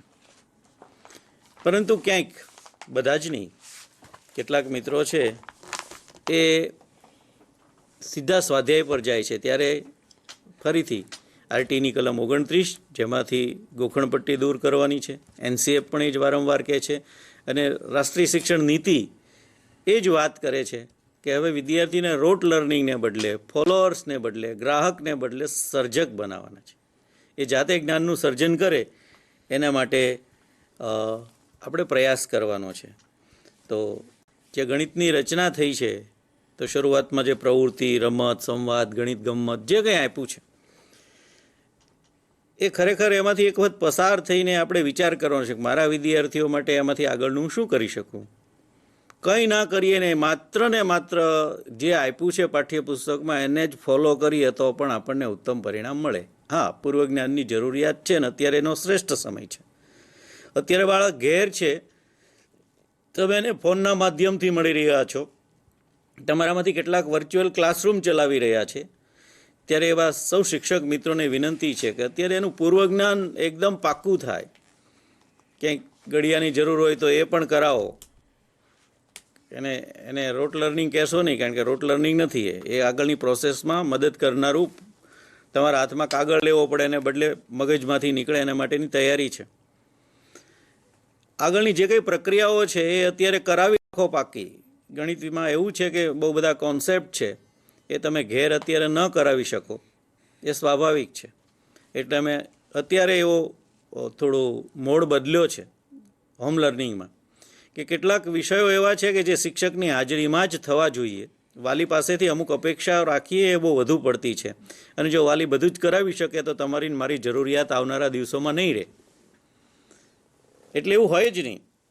બધા જ વાલીઓ આપણે ત્યાં શિક્ષિત હોય ને બધા જ કરાવી શકે એવું નથી. તો ગણિત વિષયમાં ખાસ કરીને આપ સૌએ કાળજી લેવાની છે. પાઠ્યપુસ્તકમાંથી જવાનું છે. એમાંથી કઈ પ્રવૃત્તિ એવી છે કે જે ઘેર રહીને બાળક કરી શકે. શાળાએ આવે એ પહેલાં ઘરમાં અત્યારે બાળક છે તો ઘરનો એનો જે ઘરમાં રહે છે ઘરના એના રૂમનું માપ, એનું ઓસરીનું માપ, એનું રસોડાનું માપ, એના પાઠ્યપુસ્તકની લંબાઈ પહોળાઈ, એટલી જેટલી સપાટીઓ મળતી હોય એ બધાની શક્ય હોય એટલાનું એ માપે. પછી ભલે તમે સ્કૂલમાં આવો ત્યારે એને સૂત્ર આપીને દાખલો કરાવજો. એવી ગુંજાશની જે કંઈ પ્રવૃત્તિઓ છે, કેટલા ડબલાએ ડોલ ભરાય, ડોલ કેટલા લીટરની છે, પાણીનો ટાંકો છે એમાં કેટલી ડોલ સમાય, તો અત્યારે ઘરેનો ટાંકો સાફ કરતી વખતે ગણતરી કરી લે. ઘર પણ મદદરૂપ થાય. આમ તો જીવન સાથે જોડાયેલું જ ગણિત છે. મેં તમને ગયા વખતે મારી જાદુઈ શાળાની વાત કરી હતી, જીવન સાથે સંબંધ રાખનાર ગણિતની વાત કરી હતી, અભય બંગની. તો એ જ વાત અત્યારે કરવાની છે કે એવું શું શું ઘરે થઈ શકે. એવા કોન્સેપ્ટ, એવી પ્રવૃત્તિઓ, એવી બીજાને મદદમાં લઈ શકાય તેવું કંઈ હોય તો એ બધી જ વસ્તુઓની યાદી અલગ કરીને તમે ફોનથી એને માર્ગદર્શન આપતા રહો કે આ 15 દિવસ દરમિયાન કે આ વીક દરમિયાન આવી પ્રવૃત્તિ બધાના વિદ્યાર્થીઓને પૂછવી અને કરાવવી. તો એને કારણે શું થશે કે હવે પછી જ્યારે શાળાઓ ખુલશે ત્યારે એક પાયો મજબૂત લઈને આવશે. કોવિડે બહુ સરસ તક આપી છે કે બાળક છે સ્વ અધ્યયન તરફ જાય, વિચારતો થાય, જીવન સાથે જોડાતો જાય. પ્રેક્ટિકલ પહેલાં કરે ને પછી થિયરી કરે તો હંમેશા પાકી રહેશે. અને એટલા માટે આપણને એ તક મળી છે ત્યારે આ તકનો પૂરો સદુપયોગ કરીએ. એક એક બાળક સુધી આપણે સારી રીતે પહોંચીએ. તો હોમ લર્નિંગનું જે મટીરિયલ છે એ પણ આવતા વખતથી બદલાશે. એ જ પ્રમાણેની ટેસ્ટ પણ બદલાશે. તો એ રીતે આપણે આગળ વધવાનો પ્રયાસ કરી રહ્યા છીએ. ત્યારે આપ સૌને શુભેચ્છા છે કે આગળનો પ્રોગ્રામ ક્રમમાં જલુ સાહેબ સમાપનમાં. ખૂબ સરસ રીતે જોશી સાહેબે આપણને આવનાર સમયની અંદર કેવી પરિસ્થિતિ આપણી સામે નિર્માણ થવાની છે અને આ પડકારોની અંદર આપણા વિદ્યાર્થીઓને કેવી રીતે આપણે સજ્જ કરી શકીએ. અત્યારના સમયમાં જે વિદ્યાર્થીઓ ઘરે છે એમને કેવી રીતે તૈયારી કરાવી શકીએ અને જ્યારે સારામાં આવશે ત્યારે આપણી એક માર્ગદર્શક તરીકેની ભૂમિકા દ્વારા એ વિદ્યાર્થીને કેવી રીતે તૈયાર કરી શકીએ એની ખૂબ સુંદર સમજ આપી. માનનીય જોશી સાહેબનો આ તબક્કે આપ સૌ મિત્રો વતી આપણે હાર્દિક આભાર વ્યક્ત કરીએ છીએ. અને હવે હું શ્રી નીતિનભાઈને વિનંતી કરું છું ગણિત વિષયની અંદર પોઝિશન પેપર અંતર્ગત ચર્ચા આપણી સાથે કરશે. શ્રી નીતિનભાઈ. નમસ્કાર મિત્રો. આજે સવારથી જ આપણે નેશનલ કરિક્યુલમ ફ્રેમવર્ક એ સંદર્ભે શ્રી દિનેશભાઈએ આપણને જણાવ્યું, ત્યારબાદ રાજપૂત સાહેબે પણ એની વાત કરી અને એનો ઉલ્લેખ આપને જોશી સાહેબના વક્તવ્યમાં પણ જોવા મળ્યો. મિત્રો, કદાચ એવું થશે 2005નો આ ડોક્યુમેન્ટ વારંવાર આપણી સમક્ષ આવે છે અને આ જ મનથી ઘણીવાર આ જ મુદ્દા પર આપણે ચર્ચા કરેલી છે. અહીંથી આપને માહિતી પણ આપવામાં આવેલી છે. કદાચ આવનારા વર્ષોમાં પણ આ જ મુદ્દા પર આપણે ફરીથી પણ મળીશું અને વાત કરીશું અને કરતા રહીશું. જ્યાં સુધી એનસીએફ સંદર્ભે, વર્ગખંડ પ્રક્રિયા સંદર્ભે રાજ્યની, રાષ્ટ્રની અને તમારી પોતાની ભાષા એક સરખી નહીં થાય ત્યાં સુધી આપણે આ મુદ્દા પર જ વાત કરતા રહીશું. ખાસ આજે વાત કરીશું કે એનસીએફના જે માર્ગદર્શક સિદ્ધાંતો છે અને ત્યારબાદ એનસીએફ સંદર્ભે જે 21 અલગ અલગ પોઝિશન પેપરની રજૂઆત થઈ તેમાંનું એક પોઝિશન પેપર એટલે ગણિત. ટીચિંગ ઓફ મેથેમેટિક્સ સંદર્ભેનું છે. એની વાત કરીએ, એના કેટલાક જે સૂચનો છે, સિદ્ધાંતો છે તેની વાત કરીએ પહેલાં આપણે પ્રારંભિક વાત કરીએ કે ગણિતને આપણે કેવી રીતે જોઈએ છે. મિત્રો, આપ અત્યારે નોટ પેન ડાયરી કે લઈને બેઠા હશો. મારો એક જ પ્રશ્ન છે, ગણિત શબ્દ સંભળાય, વાંચવામાં આવે તો તમારા મનમાં સૌથી પહેલાં શું દેખાય છે? તો પ્રશ્ન એ છે ગણિત શું છે. ડાયરીમાં 2-3 મુદ્દા તમે લખી રાખો કે ગણિત શબ્દ, ગણિત વિષય, ગણિત વિષયની કોઈ પણ વાત આવે ચર્ચા થાય ત્યાં સૌથી પહેલું મનમાં અને મગજમાં શું આવે છે? હું થોડી સેકન્ડ્સ ઊભો રહીશ, લખવા માટે તમને તક આપું છું, પછી આપણે આગળ વધીએ.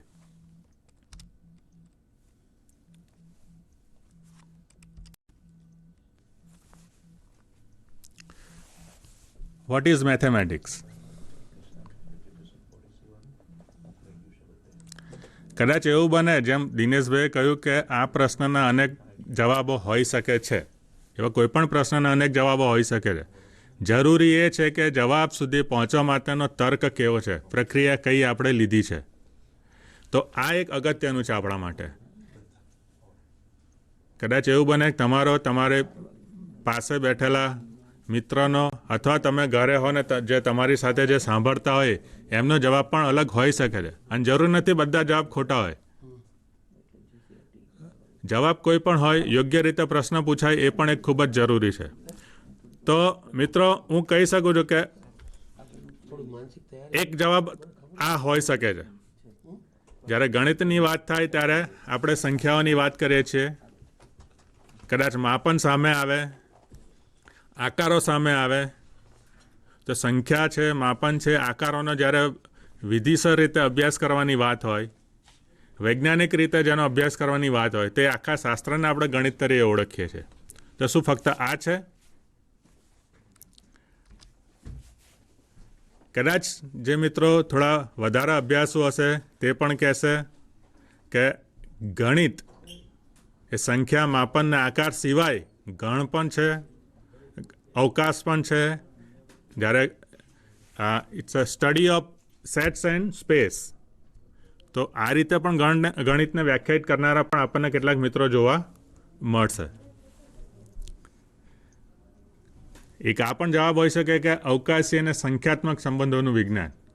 મિત્રો, ગુજરાતમાં આપણે છેલ્લા 2 વર્ષથી એનસીઆરટી આધારિત પાઠ્યપુસ્તકોનું આપણે અમલીકરણ કર્યું છે. તેનું જ ભાષાંતર કરીને આપણે વર્ગખંડમાં એ જ પુસ્તકોને અમલીકૃત કર્યા છે.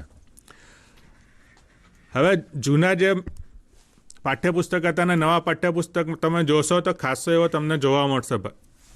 જે ભેદ જોવા મળશે તે ભેદ છે એની રજૂઆતનો, એની પાછળના અભિગમનો. મિત્રો, આપણે જે ગણિત ભણ્યા અને ભણતા આવ્યા અને છેલ્લા 2-3 વર્ષ પહેલાં સુધી જે ભણાવ્યું છે એ ગણિત ગણની વિભાવના પર આધારિત હતું. એટલે એ મેથેમેટિક્સ સેટ થિયરી પર આધારિત હતું. અત્યારનું તમે ગણિત જોશો તો 8મા ધોરણ સુધી ગણમાં ક્યાંય ઉલ્લેખ જ નથી થતો, અથવા થયો હશે તો બહુ જ ઓછો થયો હશે. કારણ કે આ આખું જે ગણિત રચાયું છે એ કાર્ટેશિયન મેથેમેટિક્સ પર રચાયું છે. તો મિત્રો, આ એક બહુ મોટો ડિફરન્સ કહેવાય ગણિતને જોવા માટેનો. અભિગમ બદલાય છે, દ્રષ્ટિ બદલાય છે, પણ ગણિતનો હેતુ નથી બદલાયો. તો શું ગણિત આ છે? હા, ગણિત આ છે, પણ આ ઉપરાંત ઘણું બધું છે. આપણે ગણિતને ટેક્સ્ટબુકના 2 પૂઠા વચ્ચેનું જે ગણિત માનીએ છીએ, ગણિત આ જ મળશે જે અત્યારે આપણી સામે છે, જેમાં ફક્ત સંખ્યા આવશે, માપન આવશે, આકાર આવશે, ગણ આવશે કે અલગ અલગ સંજ્ઞાઓ આવશે. તો આ ગણિત છે, પણ આના સિવાય ઘણું બધું છે. શા માટે ગણિત ભણવાનું છે એનું એક વાત જોઈ લઈએ. ગણિતને એક આપણે વિજ્ઞાન તરીકે પણ આપણે જોઈશું. Mathematics as a science. વિજ્ઞાન એટલે હું વિજ્ઞાન વિષય સાથે નથી સાંકળતો. વિજ્ઞાન એટલે જ્યારે કોઈ પણ પ્રશ્ન કે સમસ્યા કે મૂંઝવણનો જ્યારે ઉકેલ લાવવો હોય તો ઉકેલ લાવવા માટે આપણે ચોક્કસ પગથિયાં અનુસરવા પડે. અને આ ચોક્કસ પગથિયાં અનુસરવા માટેની જે પદ્ધતિ આપણે વિકસાવીએ છીએ તેને આપણે વૈજ્ઞાનિક પદ્ધતિ કહીએ છીએ. એટલે જે સંશોધનની રીતે જે કોઈ પણ પ્રશ્નનો, સમસ્યાનો ઉકેલ લાવવાની જ્યારે વાત થાય એ વાત એ વિજ્ઞાન તરફ લઈ જાય છે. આપણને વિશિષ્ટ રીતે વિચારવાની શક્તિ આપણે કેળવીએ છીએ. તો ગણિત એ માટેનું એક ટૂલ સાબિત થઈ શકે છે. કારણ કે ગણિતમાં જ્યારે કોઈ પણ મુદ્દાની વાત કરવી હોય ત્યારે એના પગલાં અનુસરવા ખૂબ જ જરૂરી છે. આપણે જાણીએ છીએ સરવાળો, બાદબાકી, ગુણાકાર, ભાગાકાર પાયાની ક્રિયાઓ છે. આ પાયાની ક્રિયાઓ જ્યારે સોલ્વ કરીએ છીએ, એના પ્રશ્નો જ્યારે આપણે ઉકેલીએ છીએ ત્યારે એના ચોક્કસ પગથિયાને આપણે અનુસરવા પડે છે. જો આ ચોક્કસ પગથિયા ના અનુસરીએ તો આપણને જવાબમાં ક્યાંક ખામી દેખાય છે. આ ખામી ના રહી જાય એટલા માટે આપણે એક ચોકસાઈ કેળવવા માટેનો પ્રયત્ન કરીએ છીએ. તો આ ચોક્કસ પગથિયા અનુસરીને, એના નિયમો અનુસરીને, સંકલ્પનાને ધ્યાનમાં રાખીને આપણે જવાબ સુધી પહોંચીએ છીએ. તો મિત્રો, આપણે કેટલીક સાબિતીઓ ગણિતમાં આપીએ છીએ. પક્ષ આપેલું હોય છે. એક તો આપણને સૌથી પહેલાં પ્રશ્ન આપેલો હોય છે. જ્યારે પ્રશ્નનો ઉકેલ મેળવવાનો હોય તેના માટે આપણે સૌથી પહેલાં શોધીએ છીએ કે આપેલ પ્રશ્નમાં કઈ કઈ માહિતી આપેલી છે, કઈ કઈ માહિતીઓનો ઉલ્લેખ થયેલો છે, કઈ બાબતો આપણને જાણવા મળે છે, જેને આપણે ગણિતની ભાષામાં કહીએ તો પક્ષ તરીકે ઓળખીએ છીએ. અને ત્યાર પછી આવે કે એવા કયા મુદ્દા છે જે આપણે જેનો જવાબ શોધવાનો છે, જેને આપણે સાધ્ય સુધી કહીએ છીએ. હવે પક્ષથી સાધ્ય તરફ જવાની જે આખી પ્રક્રિયા છે, જે રસ્તો છે, તેને આપણે સાબિતી તરીકે ઓળખીએ છીએ. તો પક્ષમાં આપેલી વિગતો એટલે કોયડામાં, કૂટ પ્રશ્નમાં કે પ્રશ્નના ઉકેલમાં આપણને જે શાબ્દિક રજૂઆત થયેલી છે, શાબ્દિક રજૂઆતમાં કઈ વસ્તુ આપેલી છે, કયા મુદ્દાઓ આપેલા છે, કઈ માહિતી આપેલી છે, એની સાથે કઈ સંકલ્પના સંકળાયેલી છે, સંકલ્પના સાથે જવાબ સુધી પહોંચવા માટે આપણે બીજી કઈ સંકલ્પનાનો ઉપયોગ કરવાનો છે, આ તમામ વસ્તુ જ્યારે જોડીએ ત્યારે આપણે સાબિતી તરફ, ટૂંકમાં કે જવાબ તરફ આપણે આગળ વધીએ છીએ. તો આ જે પ્રક્રિયા છે ખૂબ જ સાયન્ટિફિકલી આપણે ફોલો કરતા આવીએ છીએ અને ગણિતમાં દરેક તબક્કે આપણે આ જ સિસ્ટમનો, આ જ માળખાનો ઉપયોગ કરીએ છીએ. એટલા માટે ગણિતને એક વિજ્ઞાન સાથે પણ સરખાયેલું છે. ત્યાર પછી આગળ વધીએ. Flow chart. મિત્રો, આપણને ખબર છે આ ડિજિટલાઇઝ યુગમાં જે કંઈ આપણે અત્યારે જે ટેકનોલોજીનો ઉપયોગ કરી રહ્યા છે, દરેક ટેકનોલોજીની પાછળ એક અલ્ગોરિધમ હોય છે અને દરેક અલ્ગોરિધમ એક પ્રોપર ફ્લો ચાર્ટને ફોલો કરતું હોય છે. તો આ ફ્લો ચાર્ટ એક ગણિતનું એક મોડેલ છે કે કોઈ પણ પ્રક્રિયા જ્યારે કરતા હોઈએ ત્યારે તેની જે સંભાવના હોય, જે શક્યતા હોય, તેને ધ્યાનમાં રાખીને કેટલી રીતે આપણે જવાબ તરફ પહોંચી શકીએ છીએ તે દર્શાવતો એક આ રસ્તો અથવા એક પ્રકારનો આ નકશો છે. તો આ ગણિત છે. શું આપણા વાતચીતમાં, વ્યવહારમાં આવું ક્યાંક રિફ્લેક્ટ થાય છે? વર્તનમાં આવું ક્યાંક દેખાય છે? બીજી રીતે જોઈએ, ગણિત એક ભાષા પણ છે. Mathematics is a language also. જેમ ભાષામાં આપણને મૂળાક્ષરો જોવા મળે, ભાષામાં આપણને અલગ અલગ પ્રકારના સ્વર જોવા મળે, વ્યંજન જોવા મળે, એના આધારે કેટલાક વ્યાકરણના નિયમો જોવા મળે. અક્ષર ભેગા થઈને શબ્દો બને છે, શબ્દો ભેગા થઈને વાક્ય બને છે, વાક્ય ભેગા થઈને ફકરો બને છે, ફકરો અલગ અલગ ભેગા થઈને આપણને એક પ્રકરણ, એક પાઠ, એક નવલકથા આપણને મળે, નવલિકા આપણને મળે, કાવ્ય આપણને મળે. તો એવી જ રીતે ગણિતમાં જુઓ તો પાયામાં શું છે? અંક રહેલા છે. આપણે દશાંશી પદ્ધતિનો ઉપયોગ કરીએ છીએ, ડેસિમલ સિસ્ટમનો જ્યારે ઉપયોગ કરીએ તો આપણે 0 થી 9 સુધી એવા કુલ 10 અંકો આપણી પાસે છે. હવે આ અંકોને જ્યારે આપણે જોડીએ તો સરવાળો થાય છે, એમાંથી દૂર કરીએ તો બાદબાકી થાય છે. પુનરાવર્તિત જ્યારે સરવાળો કરીએ તો ગુણાકારમાં પરિણામે છે. પુનરાવર્તિત ગુણાકાર કરીએ તો એ ઘાતમાં પરિણામે છે. એવી જ રીતે બાદબાકીનું પુનરાવર્તન કરે તો ભાગાકાર મળે છે. ભાગાકારનું પુનરાવર્તન કરે તો જે સંખ્યા છે તેનું મૂળ આપણને જોવા મળે છે, જેટલી વખત કરે એટલું. તો આમ ગણિતની મોટાભાગની પ્રક્રિયાઓ એની કોઈક આગળની પ્રક્રિયા સાથે જોડાયેલી હોય છે, એના આધારિત હોય છે. એટલે અહીંયા તમે જોશો સંખ્યા છે, અલગ અલગ ચિહ્નો આપણી પાસે છે, જેને આપણે ઓપરેટર્સ તરીકે કરીએ, જેનું ઓપરેશન એટલે કે પ્રક્રિયા સાથે જોડાયેલા હોય છે. તો સંખ્યા સાથે આ જ્યારે જોડાય ત્યારે આપણને એક ચોક્કસ એનો અર્થ મળતો હોય છે. અલગ અલગ નિશાનીઓ આપણે ઉપયોગ કરીએ છીએ, તેનો પણ એક ચોક્કસ અર્થ હોય છે અને વાપરવા માટે એના ચોક્કસ નિયમો હોય છે. ઉદાહરણ તરીકે જોઈએ તો a² + b² = c². એટલે કોઈ એક સંખ્યા a છે. હવે અહીંયા a પણ એક સંખ્યા તરીકે લઈએ છીએ, પણ કેવી સંખ્યા? તો કે એ સંખ્યા હશે અજ્ઞાત સંખ્યા. તો સંખ્યા કઈ છે, અજ્ઞાત સંખ્યા કઈ છે? એટલે જ્ઞાત અને અજ્ઞાત સંખ્યાની વાત આવે. અજ્ઞાત સંખ્યા ને જ્ઞાન સંખ્યા વચ્ચેનો શું છે સંબંધ, તો જ્યારે આપણે આંકડાશાસ્ત્ર ભણાવીએ છીએ, જ્યારે આપણે બીજગણિત ભણાવીએ છીએ, તો આ બંનેમાં તમને ખાસ તફાવત જોવા મળે. આંકડાશાસ્ત્રમાં પ્યોરલી આપણે જે જ્ઞાત અંકો છે એની સાથે પ્રક્રિયા કરીએ છીએ, જ્યારે અજ્ઞાત અંકો સાથે પ્રક્રિયા કરીને આપણે ગણિતના ઉકેલો મેળવીએ છીએ ત્યારે જે પ્રાપ્ત થાય છે બીજગણિતનું એક સ્વરૂપ છે. એટલે ગણિતનું જ આ એક જ વસ્તુ છે પણ અલગ અલગ રીતે રજૂ થયેલું છે. એટલે એમાં એક ચોક્કસ અર્થ છે. a=πr². તો તરત આપણને ખ્યાલ થશે કે આ ક્ષેત્રફળ શોધવા માટેનું સૂત્ર છે. હવે પાઈ અને આરનો ઉલ્લેખ થયો છે અને આરના વર્ગનો ઉલ્લેખ થયો એટલે તરત આપણને ખ્યાલ આવશે કે આ વર્તુળના ક્ષેત્રફળ શોધવા માટેનું આ સૂત્ર છે. તો આ ચોક્કસ એક વાક્ય આપણી સામે આવે છે, પણ વાક્ય કેવું છે? અજ્ઞાત સંખ્યાઓની મદદથી રચાયેલું છે. તો આ એક ભાષા છે. તો આ રીતે આ ભાષા જો જાણવામાં આવે તો ગણિત ખૂબ જ સરળ થાય અને મજેદાર થઈ જાય છે. પણ આની રજૂઆત આપણે નથી કરતા અને આપણે સીધું જોડી દઈએ છીએ કોયડા સાથે.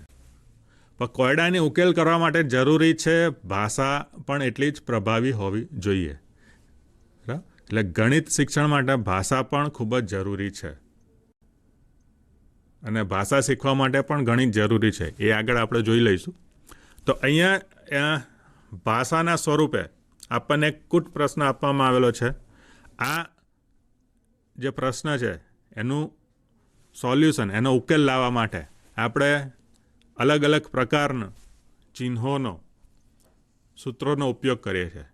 તો આ એક ભાષા તમને દેખાશે કેવી રીતે ફ્લો થાય. જેમ આપણે એક પેરેગ્રાફ કે એક પ્રકરણ લખતા જઈએ અને કેવી રીતે આગળ વધતા જઈએ છીએ, એવી જ રીતે તમને દેખાશે કે કોઈ પણ પ્રશ્નનો ઉકેલ લાવવા માટે આપણે કેવી રીતે ગાણિતિક ભાષાનો ઉપયોગ કરીએ છીએ.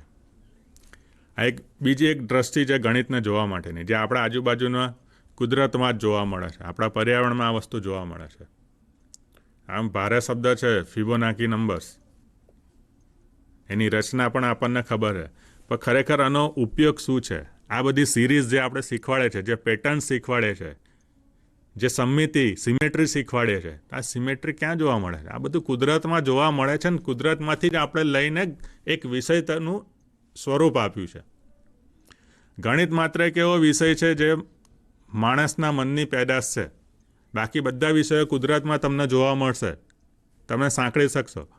ગણિત વિષય વાસ્તવિક રીતે ક્યાંય જોવા નહીં મળે, પણ ગણિતની સંકલ્પના અને એના સિદ્ધાંતો, માન્યતાઓને તમે દરેક જગ્યાએ જોડી શકશો, માણી શકશો. એ માણવા માટેનું છે. અહીંયા તમને અલગ અલગ પ્રકારના ફૂલ, પાંદડા, વનસ્પતિઓમાં તમને જોડાશે કે કોઈ ચોક્કસ પ્રકારે જ કેમ પાંદડા ઉગે છે, બે પાંદડા વચ્ચેનો એંગલ કેમ એક સરખો હોય છે, શા માટે ફૂલોમાં પાંદડીઓની સંખ્યા ચોક્કસ જોવા મળે છે, એનો આકાર ચોક્કસ જોવા મળે છે. તો એની પાછળ તમે જે તર્ક લગાવશો તો એની પાછળ ગણિત જોવા મળશે. આ વસ્તુ આજુબાજુ છે જ, પણ મિત્રો આપણે આ વસ્તુ વર્ગખંડમાં લાવીએ છીએ, બાળકો સમક્ષ લાવીએ છીએ. એ ખૂબ જરૂરી છે કે આર્ટિસ્ટિક રીતે આપણે ગણિતને જોવાની વાત છે. સ્થાપત્ય આપણી આસપાસ પણ જોવા મળશે. આપણા બાળકો મંદિરમાં જાય છે, મસ્જિદમાં જાય છે, ગુરુદ્વારામાં જતા હશે, ચર્ચમાં જતા હશે, તો દરેક જે ધાર્મિક સ્થળ છે એ સ્થળમાં તમે જોશો તેના કન્સ્ટ્રક્શનમાં પાયાથી લઈને સમગ્ર જગ્યાએ તમને ગણિત જોવા મળશે, ગણતરી જોવા મળશે. ત્યાં તમને ભૂમિતિ જોવા મળશે, ત્યાં તમને એલ્જેબ્રા જોવા મળશે, ત્યાં તમને અંકગણિત પણ જોવા મળશે. મિત્રો, આ જે છે આ સ્થાપત્યો આજકાલના નથી. જે ફોર્મલ એજ્યુકેશન સિસ્ટમની જે આપણે અત્યારે વાત કરીએ છીએ એની શરૂઆત થઈ એ પહેલાંથી આ બધા સ્થાપત્યો અસ્તિત્વમાં આવેલા છે. ને ત્યાં આગળ ભરપૂર રીતે ગણિતના સાધનોનો, ગાણિતીય અભિગમનો ઉપયોગ થયેલો છે. અત્યારે ઘણી એવી ચેનલ્સ આવે છે જેની પર આ જ વાત રજૂ થતી હોય છે કે આપણો જે ઇતિહાસ છે કેટલો સુંદર હતો અને ભવ્ય હતો, અને દરેક જગ્યાએ એ સંરચનામાં ક્યાં આગળ આપણા અભ્યાસના વિષયો સંકળાયેલા હતા. તો ગણિત આ બધી જ જગ્યાએ છે. તો મિત્રો, હવે આ ગણિતને આપણે વર્ગખંડમાં લાવવું કેવી રીતે અને જોડવું કેવી રીતે, તો આ બધામાં જોઈએ તો શું ખ્યાલ આવે છે ગણિત વિશેનો? એક તો એની જેટલી પણ સંકલ્પના કે ક્ષમતાઓ છે એનો અમૂર્ત વિચાર છે. એટલે એનું વાસ્તવિક સ્વરૂપ ક્યાંય નથી, પણ તમે એને ક્યાંક ને ક્યાંક જોડીને એને એક્સપ્લેન કરી શકો છો, એને સમજાવી શકો છો. તો ગણિતની તમામ સંકલ્પનાઓ આ રીતની છે. સંખ્યા જેવી કોઈ ભૌતિક વસ્તુ નથી. એક તમે ક્યાંય એને પકડી શકો, જેમ તમે ફળાદી, પર્યાવરણમાં ફળાદીની વાત કરો, છોડ કે વૃક્ષની વાત કરો, પર્ણની વાત કરો, મૂળની વાત કરો, રસાયણ વિજ્ઞાનમાં કેમિકલ્સની વાત કરો, કે ભૌતિક વિજ્ઞાનમાં એના વસ્તુ સાથે સંકળાયેલા પદાર્થના નિયમોની વાત કરો. એમાં તમને દરેક પદાર્થ, વસ્તુ, રસાયણ જોવા મળશે. પુસ્તક તમારી સામે હશે. પણ જ્યારે સંખ્યા છે, સંખ્યા તમે જોઈ શકશો, દોરી શકશો, લખી શકશો, પણ ક્યાંય વાસ્તવિકમાં એનું ક્યાંય મહત્વ નથી. પણ સંખ્યા છે જોડવી પડે. 1-to-1 કોરસ્પોન્ડન્સથી આપણે એને છે કે શીખવીએ છીએ. હવે આ જ સંખ્યા સાથે અલગ અલગ પ્રકારની સંકલ્પનાઓ જોડાય, અને સંકલ્પનાઓ જોડતા વિભાવનાઓ જોડતા જ નવી વિભાવનાઓ ઉત્પન્ન થતી હોય છે. અને એ રીતે આખું ગણિત, આખો વિષય, આખું શાસ્ત્ર આગળ વધ્યું છે. અને આખો વિષય એક આપણી કેટલીક માન્યતાઓ પર આધારિત છે. એ આપણે ખ્યાલ હશે જ કે જ્યારે પ્રાકૃતિક સંખ્યાની શરૂઆત કરે તો એની શરૂઆત 1થી જ થાય. ત્યાર પછીની સંખ્યામાં ઉમેરે તો 2 આવે, ત્યાર પછીની સંખ્યામાં 3 આવે. તો આ એક ચોક્કસ છે, અને આ આપણે માન્ય રાખેલું છે. અને આ માન્યતા આપણા વર્ગ પૂરતી, આપણા રાજ્ય પૂરતી કે રાષ્ટ્ર પૂરતી નથી, પણ આંતરરાષ્ટ્રીય કક્ષાએ અને સ્વીકારવામાં આવેલી છે. એટલે ગણિત એક વિષય એવો છે જેમાં ગણિતની ભાષામાં લખાયેલું કોઈ પણ વાક્યનો અર્થ દુનિયાના કોઈ પણ ખૂણે જાઓ એ અર્થ એક જ રહે. કદાચ ભાષાનું કોઈ એક વાક્ય લખો તો એનો અર્થ અલગ અલગ, જેટલો માથા હશે એટલા જ અર્થ તમને જોવા મળશે. પણ ગણિતમાં એવું નથી. એટલે દરેક બાબતને સત્યની ચકાસણી સિદ્ધ થવા માટેની, એટલે બાબતની સત્યતા શું છે, સત્યાર્થતા શું છે, તે પણ કેવી રીતે જોવાની, તો કે તર્ક આધારિત માન્યતાઓ છે તેને ધ્યાનમાં રાખીને. તો એ જ રીતે આગળ વધો તો તર્કનો જ્યારે ઉપયોગ કરતા હોઈએ ત્યારે જોડે આપણે કેટલીક સંજ્ઞાઓ, ચિહ્નો, નિયમો અને એને પાલન કરીને આગળ વધવાનું હોય છે. અને એટલા માટે જ ગણિત છે સર્વકાલીન છે, યુનિવર્સલ છે. એટલે તમે જ્યાં પણ જાઓ ત્યારે એ ગણિતનો તમને એક ચોક્કસ જે નિયમ છે એ નિયમ દરેક જગ્યાએ તમને જોવા મળે છે. હવે શા માટે ગણિત શીખવાડીએ છીએ? રાજપૂત સાહેબે પણ આ પ્રશ્ન પૂછ્યો હતો. આની પર કેટલીક વાત કરી હતી કે પ્રાથમિક કક્ષાએ ગણિત વિષય તરીકે શા માટે આપણી સમક્ષ આવે છે, અને શા માટે બાળકોને આપણે ગણિત શીખવીએ છીએ?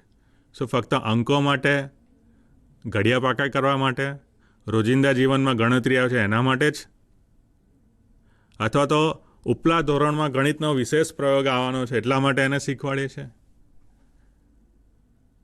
તો મિત્રો એ તો ખરું જ, પણ એના સિવાય એનાથી પણ વિશેષ કેટલીક વસ્તુ છે. એ વિશેષ વસ્તુમાં તમે જોશો કે એક તો સંકેતો દ્વારા વાસ્તવિકતા રજૂ કરવી. એટલે ગણિત છે, ગણિતની મેં જે ભાષાની વાત કરી હતી એ ખૂબ જ લાંબા વાક્યો, મોટા વાક્યોને ખૂબ જ ટૂંકાણમાં સંક્ષિપ્ત રીતે જ્યારે રજૂ કરવા હોય તમારા વિચાર, તો ગણિતનો ભાષાનો ઉપયોગ તમે કરી શકો છો. તો બાળકો એનાથી એની વાતને કોમ્પ્રિહેન્ડ કરતા, સંક્ષિપ્ત કરતા એ શીખે છે. ગણિતથી એકાગ્રતા વધી શકે છે અને આપણે વધારવી જોઈએ. કારણ કે જ્યારે કોઈ પણ દાખલાનો જવાબ લાવવાની હોય ત્યારે એને ચોક્કસ પગથિયાં આપણે ફોલો કરવાની. એટલે એમાં ચોકસાઈ પણ આવતી જાય છે, ક્રમિકતા પણ આવતી જાય છે. તો ચોકસાઈને ક્રમિકતા ધ્યાન રાખો એટલે એ વખતે ખૂબ જ એકાગ્ર થઈને કામ કરવું પડે છે. આપણે ખ્યાલ છે કે નાની નિશાનીની પણ ભૂલ હોય તો જવાબમાં આપણને ફેર જોવા મળે છે. તો આ સતત મહાવરો શા માટે કરે? તો કે એનાથી એકાગ્રતા વધે, ચોકસાઈ વધે, ક્રમિકતા આવે. દરેક પગલે આપણને આવે કે આના પછીનું સ્ટેપ કયું હશે, એટલે આપણે પરિણામ તરફ જઈ રહ્યા છે એનો પણ ખ્યાલ રહેતો હોય. ક્યાંક ખોટા પડે તો પણ આપણને ખ્યાલ આવી જાય. કારણ કે ગણિતના તમામ પ્રશ્નોમાં તાળો મેળવવાની એક આવડત હોય છે, એ કળા વિકસેલી છે. જવાબ પરથી પ્રશ્ન તરફ પણ તમે સરળતાથી જઈ શકો છો. તો જવાબ પરથી પ્રશ્ન તરફ જવા માટે શું કરવું જોઈએ? તો જે ક્રિયા છે એની પ્રતિક્રિયા પણ દરેક ગણિતની દરેક જગ્યાએ જોવા મળે છે. તો આ છે, તમે તર્ક વિકસાવી શકો છો. અમૂર્ત તર્ક છે, તમારી સામે ખાલી પરિસ્થિતિ છે, તમારી સામે ખાલી સંખ્યાઓ છે, સંજ્ઞાઓ છે, અલગ અલગ પ્રકારની ક્રિયાઓ છે. એના આધારે તમારે અમૂર્ત વાત પરથી શુદ્ધ તર્ક કરીને નિર્ણય પર કે વિવિધ વિકલ્પો તરફ તમે જવાનું છે, અથવા વિકલ્પોમાંથી પસંદગી કરવાની થાય. તો આવું અપેક્ષિત છે ગણિત વિષય શીખવાડતી વખતે આપણા બાળકોમાં વિકસિત થાય. અંદાજ લગાવતા શીખે બાળક.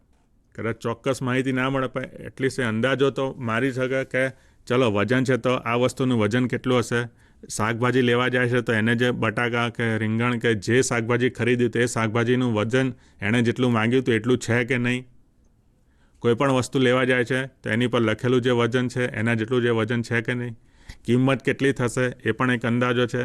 આપણે જે આયોજન કરે છે, અમૂર્ત વાત કરું તો આપણા આયોજનમાં પણ ગણિત છે, ગણતરી છે. તો આ આયોજન પણ એક જાતનું અંદાજ છે કે કેટલા સમયમાં આપણે કેટલા કામ પતાવીશું, ક્યાં સુધી કામમાં આગળ વધીશું.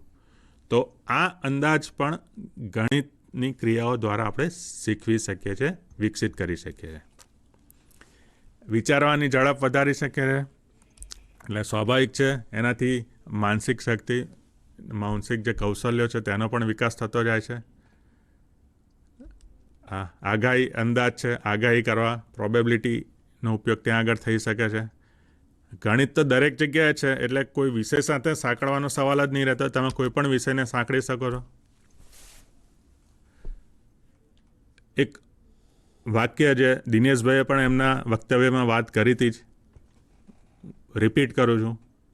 ગણિત શું છે, શું કરાવવાનું છે આપણે? તો એનસીએફનું પોઝિશન પેપર કહે છે એ આ એક જ વાક્ય પર આખું પેપર લખેલું, જે તમને અત્યાર સુધી જે મેં વાત કરી તમામ વાત અંદર આવી જાય છે. પછી પોઝિશન પેપરની તમામ વાત આ એક જ વાક્યની અંદર એણે રજૂ કરી છે. અને શરૂઆતમાં જ આ વાક્ય આવે છે, the main goal of mathematics education in school is the mathematization of the child's thinking. હવે મેથેમેટિક્સ શબ્દથી આપણે પરિચિત છે, જેનું ટૂંકું આપણે મેથ્સ તરીકે, મેક્સ તરીકે આપણે ઓળખીએ છીએ. પણ નવો શબ્દ મેથેમેટાઇઝેશન, એટલે બાળકોના જે વિચારો છે, વિચારોનું ગાણિતીકરણ કરવાની આખી જે પ્રક્રિયા છે આપણે વર્ગખંડમાં થતી હોવી જોઈએ. તો મેથેમેટાઇઝેશન શું છે, ગાણિતીકરણ શું છે? તો ટૂંકમાં એટલું જ કહું કે જ્યાં પણ કોઈ પણ વાતચીત થતી હોય ત્યારે દરેક વાતચીતમાં ગણિતના અલગ અલગ કૌશલ્યોનો કૌશલ્ય ત્યાં રિફ્લેક્ટ થતા હોવા જોઈએ. એ તર્ક ત્યાં આગળ આવવો જોઈએ, અંદાજ ત્યાં આગળ આવવો જોઈએ, ક્યાંક એની સંભાવના અંદર આવી જોઈએ. બરાબર? તો એનાથી વિચારોની એક સ્પષ્ટતા થાય છે. જ્યારે પણ બાળક વિચાર કરે તો એની સાથે શું રહેલું છે, કઈ કઈ માહિતી રહી છે તેની એ સ્પષ્ટતા કરે. એ માહિતીનો ઉપયોગ કેવી રીતે કરીને એ આગળ જવાનું છે તેની વાત કરે. એટલે આ રોજિંદા જીવનની વાતચીતની વાત છે. હું કોઈ વિષય સાથે આને સાંકળતો નથી, કારણ કે બધા કરતા હોઈએ ત્યારે સૂત્ર કેવી રીતે આવે છે અને દાખલો ગણતી વખતે આ સૂત્રોનો ઉપયોગ કરતી વખતે કઈ કઈ બાબતો આપણે ધ્યાનમાં રાખવી. આ બાબતનો જો ખ્યાલ આપવામાં આવે તો કદાચ ગોકણપટ્ટીથી સાઈડમાં જઈને એનાથી દૂર જઈને સમજ સાથેનું શિક્ષણ આપણે વિદ્યાર્થીઓને આપી શકીએ. મિત્રો, નીતિનભાઈએ ખૂબ સરસ વાત કરી હતી કે ગણિત એક ભાષા છે. હવે અહીંયા ભાષા શબ્દનો જ્યારે પ્રયોગ છે ત્યારે આપણે સૌ મિત્રો જાણીએ છીએ કે ભાષા ત્યારે જ સમજી શકીએ જેનું અર્થઘટન આપણે કરી શકીએ. તો ગણિત વિષયની અંદર આપવામાં આવતી એકે એક રકમ એ ભાષાથી જો સમજવામાં આવે, ભાષાના માધ્યમ દ્વારા સમજવામાં આવે તો ખૂબ સારી રીતે આપણે બાળકોને એમાં સમજ આપી શકીએ છીએ. અત્યારે જે પ્રશ્નો છે માધ્યમિક શિક્ષણ બોર્ડ દ્વારા અથવા તો બહારના વિજ્ઞાન પ્રવાહમાં ઘણી વખત આપણને એવું જોવા મળે છે કે કેટલાક વિદ્યાર્થીઓ અમુક પ્રકારના દાખલા બિલકુલ ગણતા નથી અથવા છોડી દે છે. આની પાછળનું એક તારણ એવું પણ છે કે બાળકો જ્યારે રકમ વાંચે છે ત્યારે એ રકમમાં શું કહેવા માગે છે અને શું કરવાનું છે એની સમજ ન પડવાને કારણે બાળકો આ પ્રકારના દાખલા છોડી દે છે.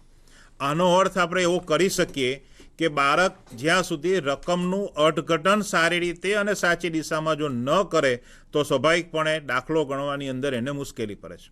ગણિત વિષયની અંદર કોઈ પણ દાખલાની રકમ આપણે જોઈએ તો સૌપ્રથમ દાખલામાં શું આપવામાં આવેલું છે, શું શોધવાનું છે અને કયા સૂત્રની મદદથી, કઈ પ્રક્રિયાની મદદથી આ દાખલો ગણવાનો છે.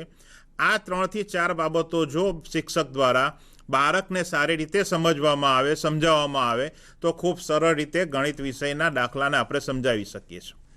મિત્રો, બીજી જે બાબત છે એમાં દૈનિક વ્યવહારુ જ્ઞાન સાથે જોડવાની બાબત.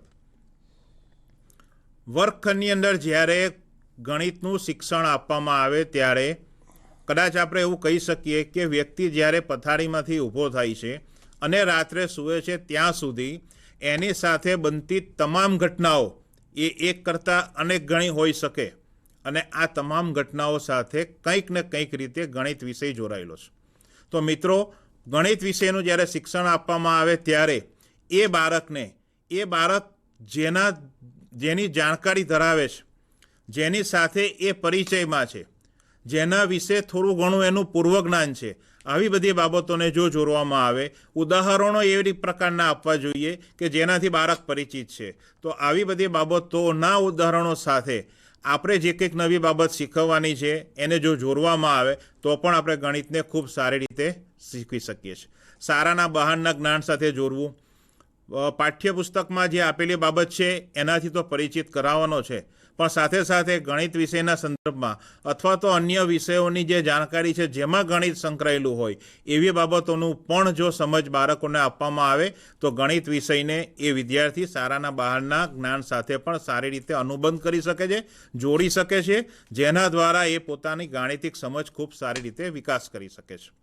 ગણિત વિષયને બીજા વિષય સાથે જોડવા નીતિનભાઈએ ખૂબ સુંદર સમજ આપી કે જ્યારે મોબાઈલની અંદર કોઈ પણ અજાણ્યા શહેરની અંદર આપણે જઈએ, સરનામું આપણને ખબર હોતી નથી, પણ તેમ છતાં જ્યારે મોબાઈલ એપના ઉપયોગ દ્વારા એ સ્થળની માહિતી આપણે મેળવીએ છીએ ત્યારે આપણને રસ્તાઓ બતાવે છે. ઘણી વખત એવું પણ બને છે કે જે રસ્તો આપણે કદાચ કોઈ એક અન્ય રસ્તામાં આપણે ગયા હોય અને ત્યાંથી એ સ્થળનું અંતર અલગ હોય તો તરત એ ડાયરેક્શન પણ બદલે છે. એટલે આવી ઘણી બધી બાબતો છે ગણિત વિષય અન્ય વિષય સાથે અનુબંધ ધરાવતો હોય છે. પાઠ્યપુસ્તક બહારનું શિક્ષણ, પ્રવૃત્તિમય શિક્ષણ. દિનેશભાઈએ પણ ખૂબ સરસ વાત કરી હતી કે જોયફુલ લર્નિંગ દ્વારા ગણિત વિષયને કેવી રીતે સરળ બનાવી શકાય, બાળકોને બોજારૂપ ન થઈ શકે એ પ્રકારનું શિક્ષણ આપણે આપવાની વાત છે. સાથે સાથે વિદ્યાર્થીઓ જ્ઞાનનું સર્જન પોતે કેવી રીતે કરી શકે, રચનાત્મક અને સર્જનાત્મક શક્તિનો વિકાસ દ્વારા કેવી રીતે થોડું નવું જ્ઞાન અથવા નવી સમજ એ લોકો ડેવલપ કરી શકે એ અંગેની બાબત આમાં કરવામાં આવી છે. આ બધી જ બાબતો રાષ્ટ્રીય અભ્યાસક્રમ રૂપરેખાની અંદરથી જોવા મળે છે અને આ બધી જે સૂચનો છે, આ બધી જે ભલામણો છે, આ ભલામણોને જ્યારે પાઠ્યપુસ્તક તૈયાર કરવામાં આવે ત્યારે કેવી રીતે આપણે શિક્ષક મિત્રો દ્વારા જ્યારે એનું લેખન કાર્ય કરવામાં આવે ત્યારે આપણી ગાણિતિક જે સંકલ્પનાઓ છે એ સંકલ્પનાઓ સાથે કેવી રીતે જોડવામાં આવે છે એની હવે આપણે આગળ વાત કરીશું. મિત્રો, અમુક પ્રશ્નો પણ તમારા તરફથી જીસીઆરટીને મળેલા છે. એમાં 2-3 પ્રશ્નો જે મહત્ત્વના છે કે બાળકને ગણિત વિષયનું શિક્ષણ કંટાળાજનક લાગે છે. બાળક જ્યારે ગણિત વિષયનું શિક્ષણ મેળવે છે ત્યારે એને અસફળતાનો એક અહેસાસ જોવા મળે છે અને ગણિત વિષયના શિક્ષણને કેવી રીતે રસપ્રદ અને આનંદમય બનાવી શકાય, આવા જે બધા પ્રશ્નો તમારા તરફથી પ્રાપ્ત થયા છે એના સંદર્ભે તમારી સામે એક વાત અહીંયા રજૂ કરવા માગું છું.